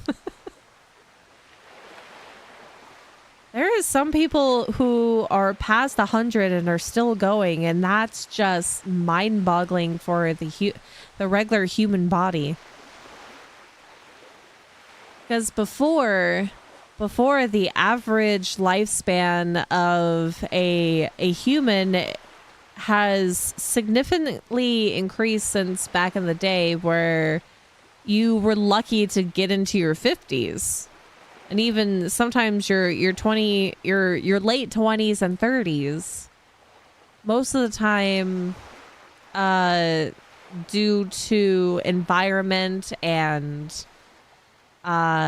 medical procedures and medications and basic hygiene, people didn't live that long back in the day.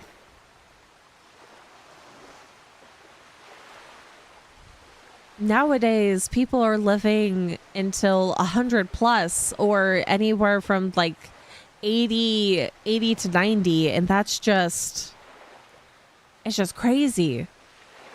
The difference in like medical care, amongst other things, is just mind-boggling. How long a human can live. Those ages were reserved for mythological creatures, amongst other humanoid species. 100-year-old VTuber.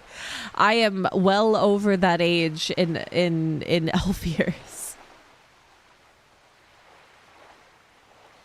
One of my great aunts was 112. Wow.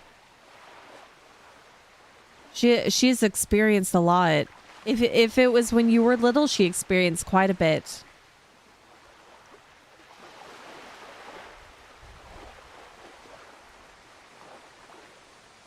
That's amazing.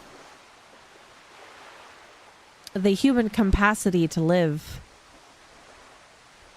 To live that long and not get bored. In your in a human lifespan. Because if you're living for too long, at some point you get a little stir crazy. Hence why you hear vampires doing quite a decent amount of weird things. And elves are very much no different in that regard.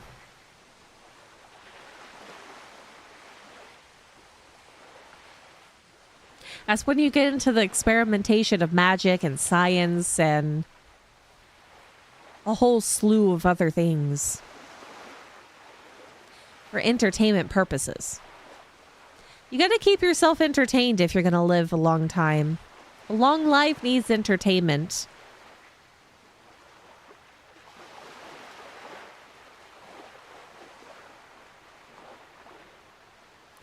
Immortality does sound...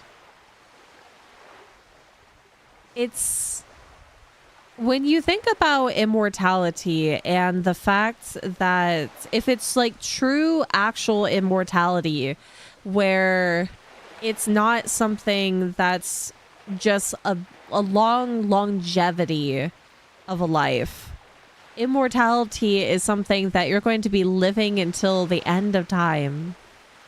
And at some point with immortality, you can't die for like normal reasons. Starvation would be a terrifying factor because one, you wouldn't die, but if you don't have the energy to feed yourself. That's why you see a lot of husks of vampires. Because at some point, if they're not feeding themselves, they don't have the energy to gather said blood, but they can't die. Terrifying prospects.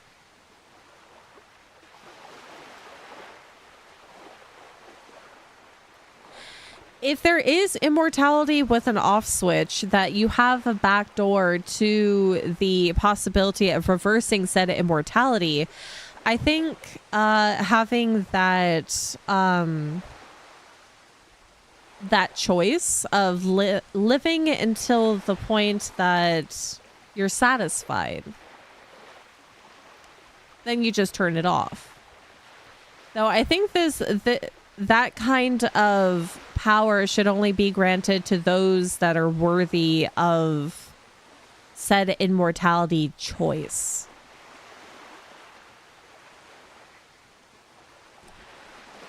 And I don't think that there's many people who would be worthy of such a power. But true immortality, you definitely need to have resolve and I think understanding of the point of at some point there being like everything and nothing all at the same time. Because everything else will have an end, but sadly you will not. And that's a terrifying thought. If you continue to age, immortality would be a curse. It definitely would. If your age stops with immortality, then it would be there would be like a sweet spot when immortality takes over. But if you cannot perish and you are still continuing to age, at some point, I think that wouldn't have like a choice of immortality, because if you continue to age, then there would be a moment where you cease to exist, because the fact that if you keep aging, at some point, you would end up in nothingness. Your body would crumble. It would become a husk of its former glory.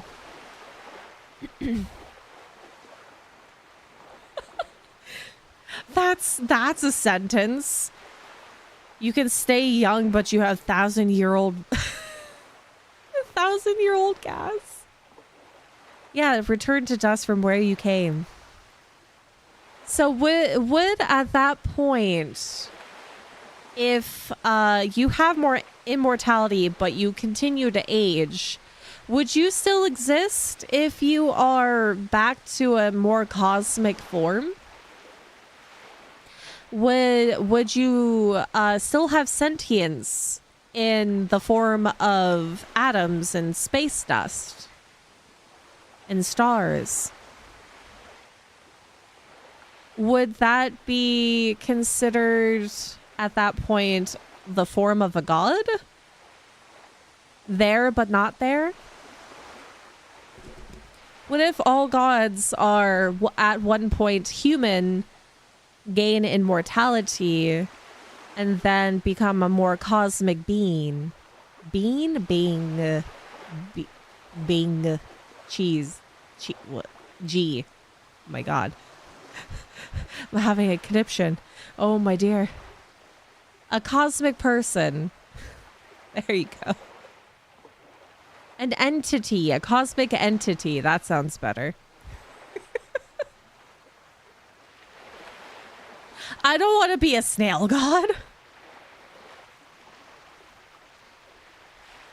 Because there's different form of gods, some that you can see and some that you can't see. So would you assume that the ones that you can't see are on a more cosmic atom level?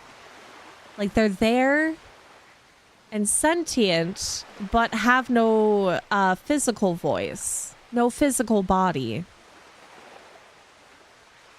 Yeah, would you be able to see, hear, do anything, or just think? That's the question. If you become a more cosmic entity with no physical representation, would you still be able to reach out?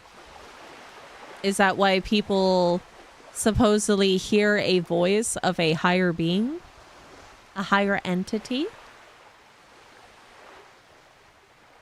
Having no physical body sounds nice. That's very tempting for me as well. If I could give up a physical body and feel no pain after, that would be lovely. But I kind of wonder, if you lose your body, there is something in medical terms of when you lose a limb that you could have phantom pains because you remembered once what a body was. So would you have to retrain your mind to forget that you had a physical body? I think we had this kind of conversation when talking about robotic bodies or cyborg bodies.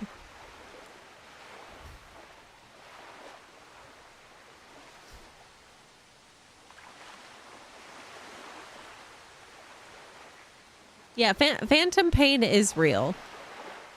It is a very real thing that people go through with loss of limbs or loss of body parts in general, that you can still have a memory of what your brain thinks is still there. So they will send signals to said area in confusion for pain or itchiness or just having a feeling of it still there. And that's why there's some therapy where they use mirrors to trick your brain into thinking that you still have both of your limbs and or like a body part so you can scratch it.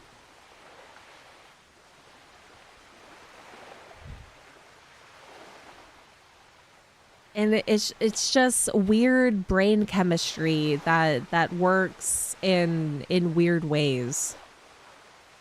That's why there's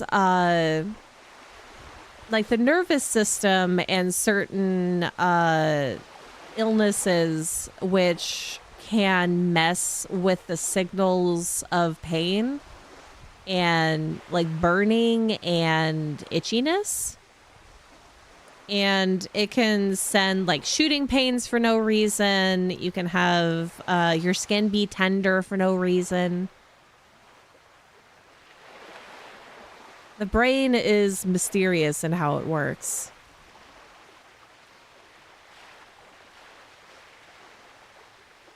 Imagine feeling itchy as an incorporeal being. That sounds horrible. Yeah, it would be odd.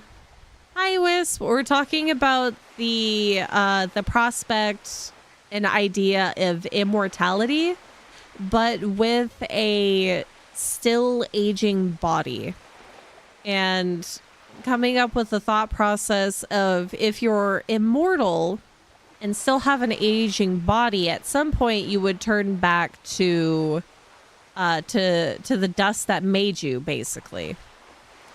So would you still have, you know, senses without a physical body? Would you still be able to talk, think, do like the normal things that you would do if you had a body, but would it just be the brain left, the mind? No, I'd wish for death. Yeah. Have like the concept of somebody who used to be human or starts off with immortality and just continues aging with immortality. They become a cosmic entity. So then would that be a higher entity in terms of godliness? And then those voices that you hear without physical hearing in physical form, would then that be a cosmic entity? What is your question? Pose the question. I figure if you could stop thinking, that would probably be as good as dead.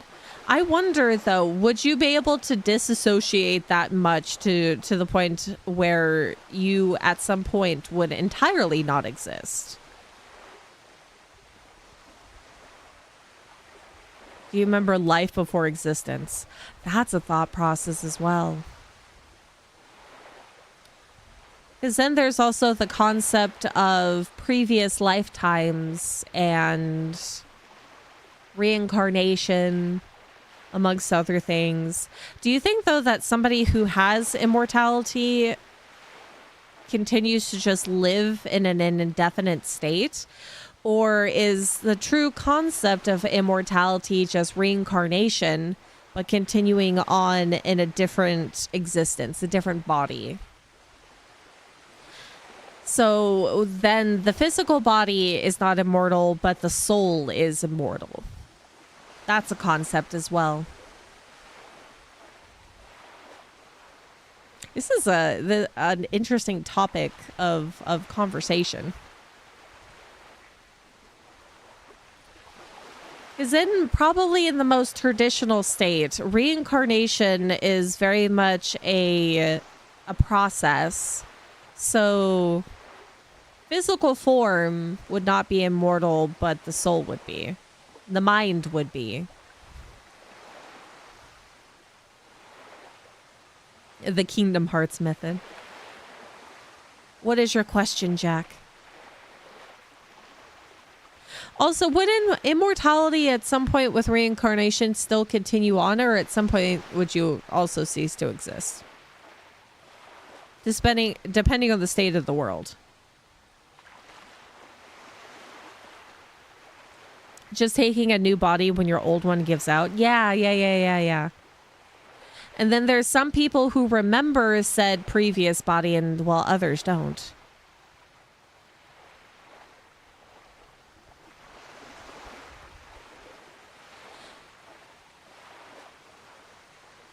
You just keep some previous traits that you had from the previous body. Why do you not share your food, Peach? You have yet to share with any of us, not changing the subject. I have been lacking in my sharing of food pictures lately.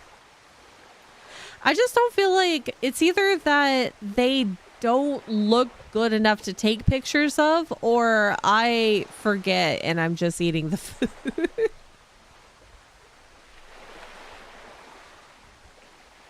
Yeah, the universe has a time limit, so there probably would be an end. I would agree with that. I can't remember the name of the movie, but there was a scene someone was immortal and put in a chain coffin and thrown into the ocean and kept dying over and over. I have seen that concept in stories as well. But I think I know what you're talking about, but I can't put my finger on what that movie would be called. Because I have seen that concept in many forms.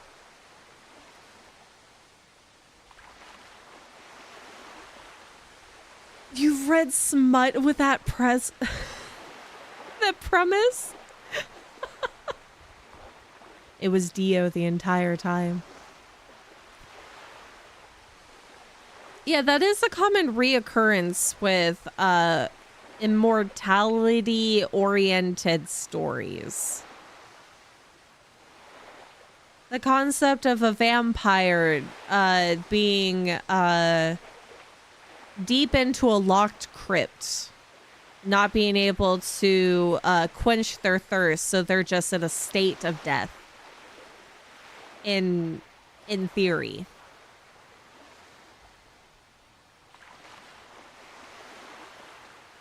Dio indeed.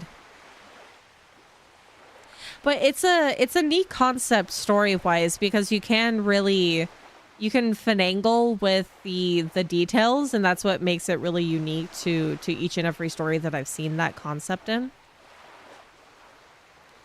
Why can't vampires just be normal and eat animal blood? Well, some do, but it might be the same concept of it's not nutritional enough to be sustainable.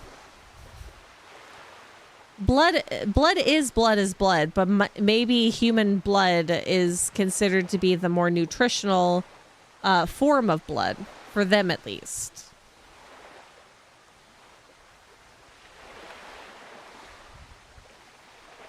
Because you can really get into the details of that, of why it could be, because it's the same concept as food in general for them.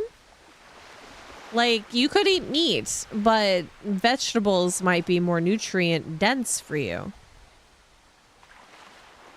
Why aren't there fruit vampires? There could be. You would have to go into the same thought process of vitamins and minerals and chemicals of food. So somebody could theoretically sustain themselves on very specific foods that give the same kind of components as blood, if they have a working, like, digestive system.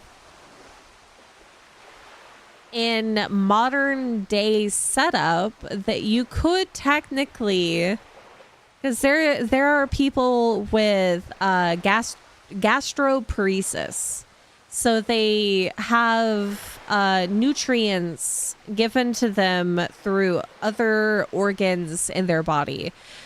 I think the generalized term for it is like TPN.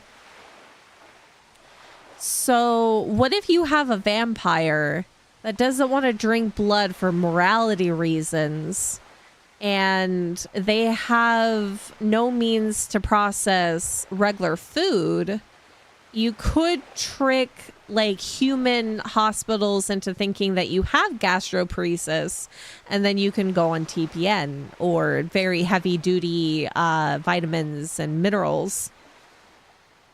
So modern day setup, you could be a vampire, but a more inconspicuous one.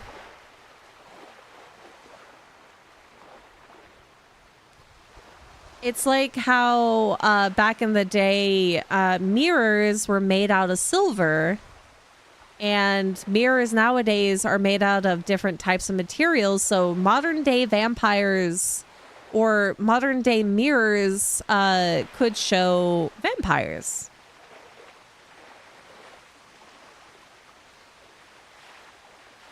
Do humans have more blood than animals? No, it would depend on the type of animal, how big that they are.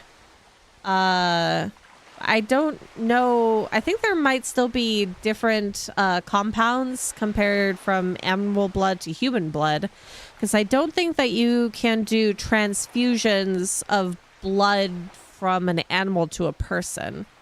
Not that I can recall anyway. I think I would have to do research on that. I could be wrong.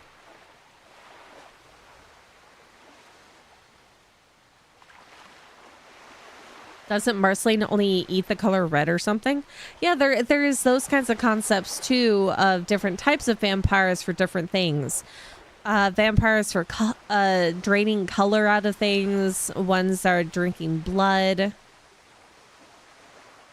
Gallons wise of blood? I would think so. The bigger the creature, the more blood that they have. And, you know, and any underlying health issues can also change volume of blood as well.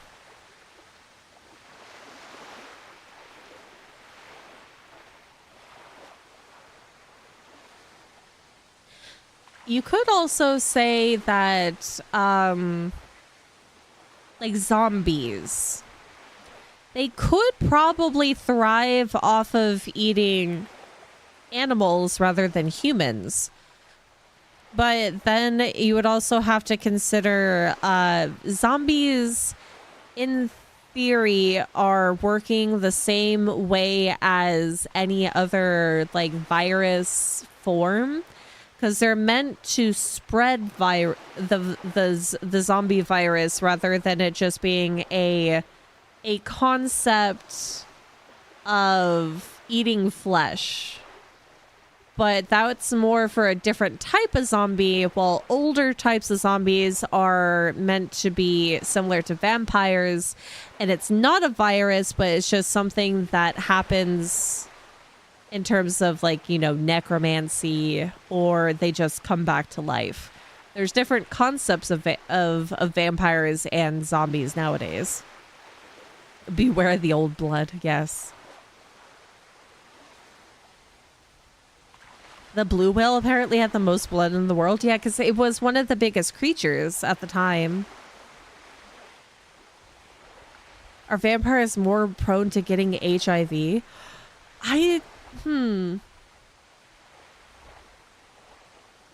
Maybe with the way that they process blood, it might be more akin to like food poisoning in a way. I wonder. Because if you are, let's say that you are drinking blood from a less healthy person, maybe that would not be nutritional for them. And there might also be the concept of, you know, like blood diseases that could be akin to spoiled food for them, but not necessarily like a disease-oriented thing that they can get. Concept-wise. Zombie realistic-wise of how much bite force you need to go through flesh and how long the body has to deteriorate. Yeah. There's that concept of like the more modern day zombie is more of a virus than it is just another form of dead. Yeah, undead or viral. Well, we're kind of going back and forth. Ugh. I would think though that maybe that some vampires might still get infections in a way, but with the way that vampires are portrayed, their blood, they can't sustain blood within their body. They have to replenish it with blood of another. So their organs don't work the way that a different humanoid would work. So I'm not too sure whether or not it's something that can be considered to be a virus for normal humans would be the same concept of it processing in the way that the body does in a human compared to a vampire. But maybe that might also change depending on if it is a proxy or if it's a pureblood vampire. Because a proxy or, God, I can't remember the term. A vampire subordinate, if you will. One who was human who got turned into a vampire rather than being a pure-blooded vampire. Then maybe the concept would be a little bit different. If Left 4 Dead zombies were all doomed, yeah. Thrall? Yeah, that would be another word for it. There's proxy, there's thrall, there's a few different other terms for half-blooded vampires. I think, though, the difference between a vampire in different stages, true purebloods are probably not as prone to drinking blood to keep them self-sustained, but that also depends on story and portrayal than some other types of vampires.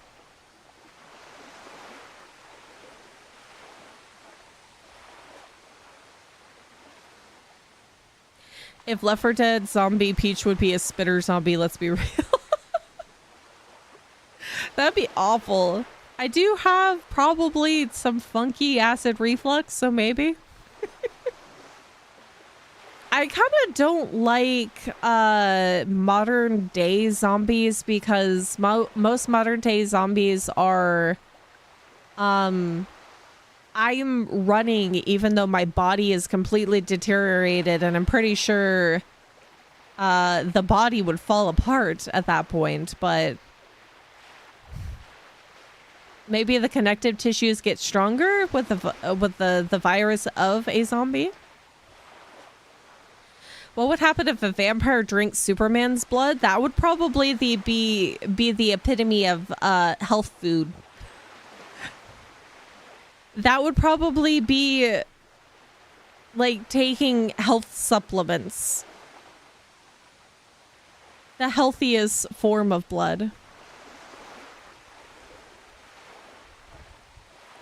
Yeah, because once your body decays, it doesn't hold itself together because the ligaments aren't there anymore.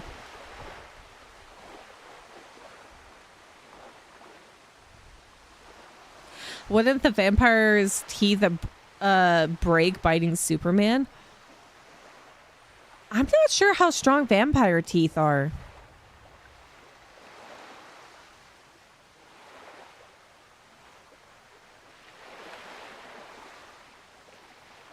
Are you planning on making a... No, this is more like theory crafting. A thought process.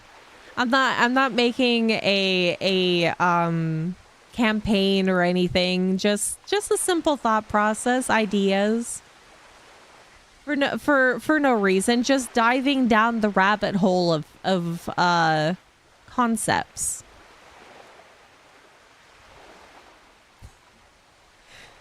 Which I love having these kinds of conversations because it makes you think. A vampire bites a fae. the vampire claims the Fae is now his thrall. The Fae claims that they own the vampire now because they ate Fae food without permission. Oh, I did see that the lawyer congratulates both on their marriage. Those are the kind of concepts I'm talking about. Old-timey instances and things in modern day settings, or like different concepts of things that people don't think about with these kinds of fantasy oriented beings. Never mind, there was vampires in Dragon Ball Z and Goku can withstand Superman, apparently, so maybe. Maybe if it's like a pureblood vampire with the strongest of body, mind, and things like that, because the concept of a vampire is mind manipulation. So if you are strong of mind, or, you know, dumb enough where it kind of goes over your head, if you are able to take somebody out mentally, they wouldn't be able to protect themselves, so there wouldn't be any like conscious defense. And I don't know if Superman is just in general, like, he has to think to protect himself and protect his skin, or if it's just a natural process. I don't know the lore of Superman enough for that. Apparently I learned the vampire lore that vampires can't enter your house without permission. I always thought that was a werewolf thing. It is a concept idea for a vampire that they can't enter your humble abode without permission. That's why they utilize the mind in terms of manipulation to make sure that their permission is guaranteed. Their entry would be guaranteed.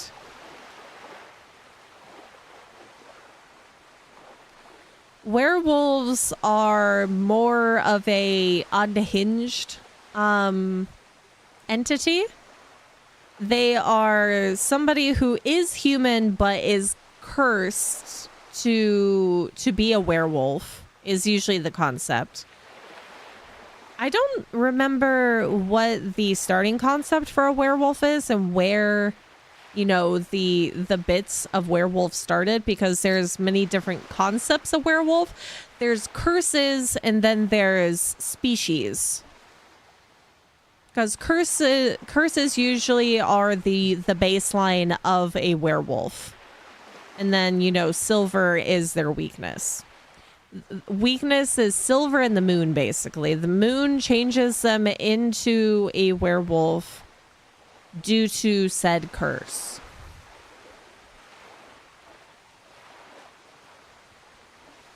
Unfortunately, I have to get going now. Thank you, Peach, for the stream. You all be safe out here and stay hydrated. You stay hydrated as well, and thank you for popping your head in. See you later. If you're going to sleep, sleep well. If you're just off to do other things, I hope you succeed in getting them done. Bye. I should probably actually wrap it up pretty soon too, because I gotta, before the other Fae has to, you know, go to bed and get ready for their day for tomorrow, because I gotta wrangle them to take care of Binks. But we will be streaming again tomorrow to do Super Mario Sunshine.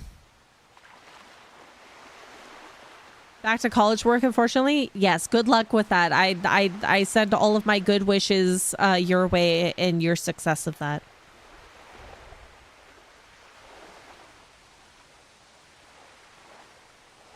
You can see the tweets again. Yeah, stay away from the ghouls and vampires and zombies. Nobody wants to be turned into a vampire. That's just inconvenient.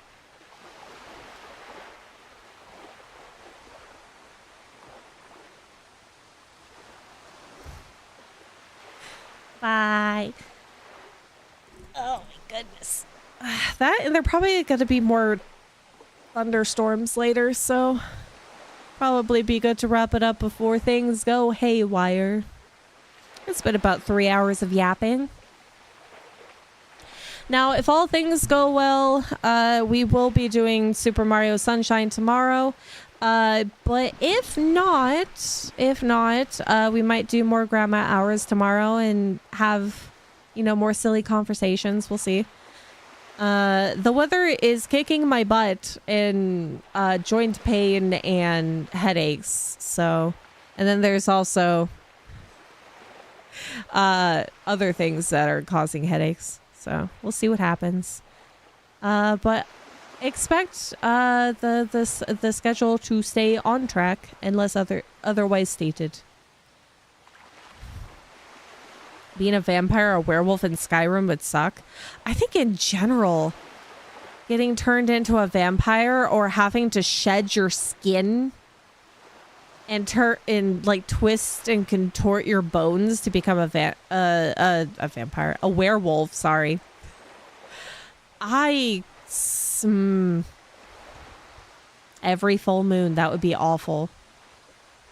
That, and when you're in your werewolf form, you have no concept of time, place. It's all animalistic instinct. You have no mind of your own kind of thing. It just, the werewolf takes over.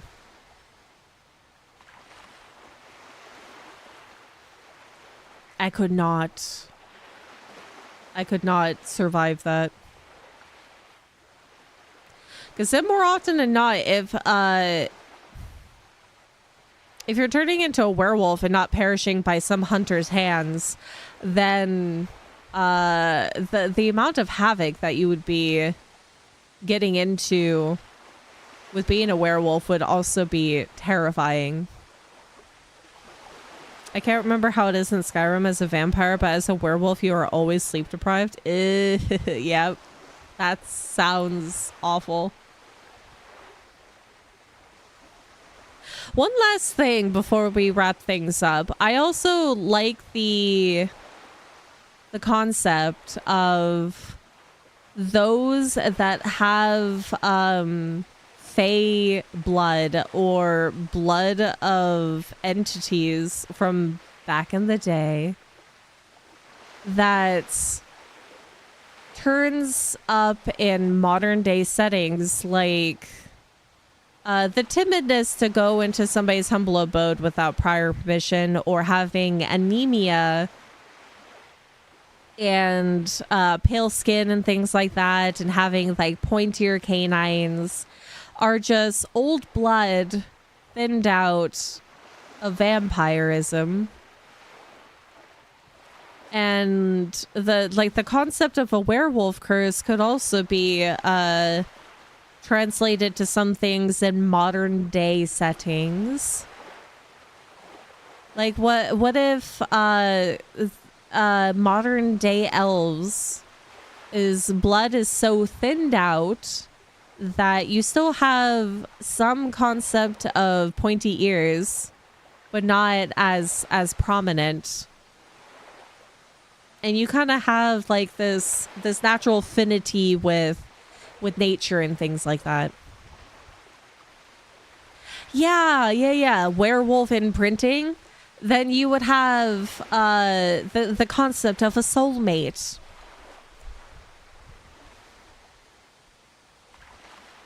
Modern day times. Hi. Thank you. Thank you.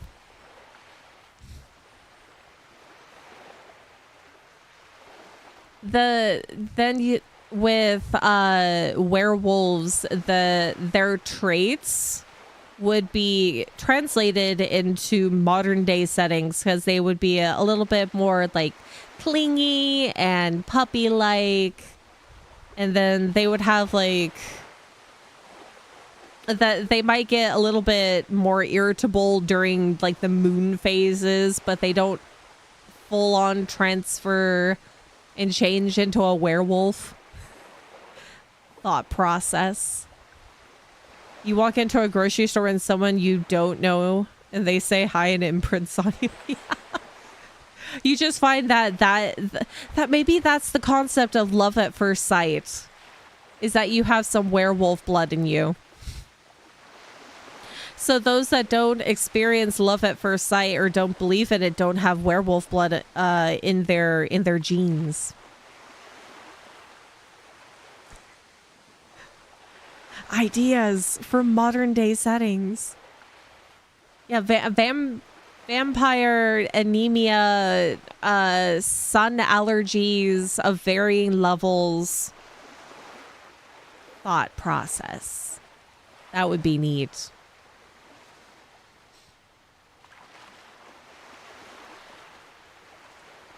I think that leaves you guys with the ideas of other fantasy like entities that you could probably translate into modern day emotions and medical issues and things like that. That's something we could probably talk about again tomorrow if I don't do Mario Sunshine. We can come up with more concepts. Lady, I don't know. You just came here to get pretzels. But I'm going to wrap things up now. I hope that gives you guys some fun things to think about. Maybe if you come up with some really neat ideas, you can leave it in the comments and we can talk about it next time. We can come up with some interesting things for no reason, just for the hee-hees. Don't give me the power like Mewtwo.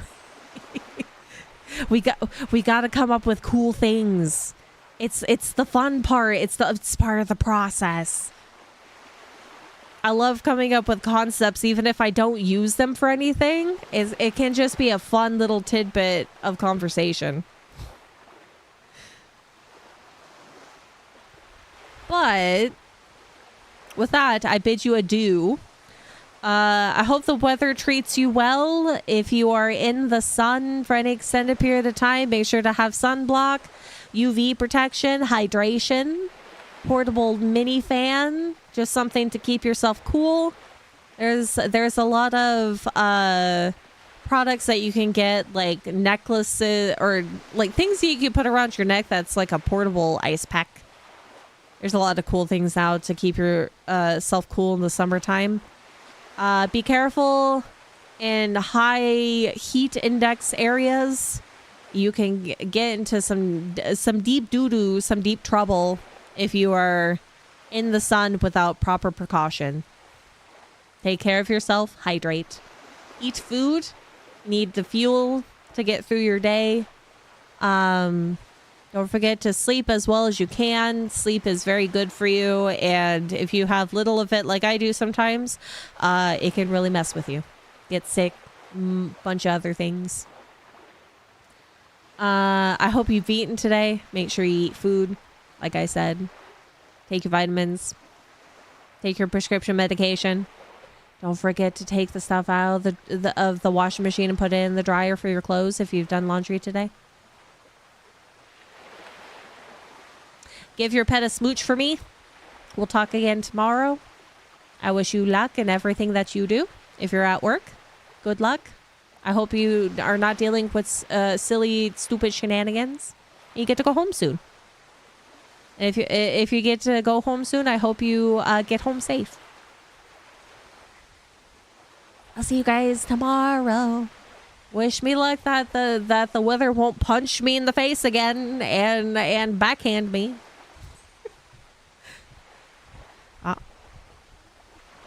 Good night. Goodbye. Goodbye. I love you all. Bye-bye.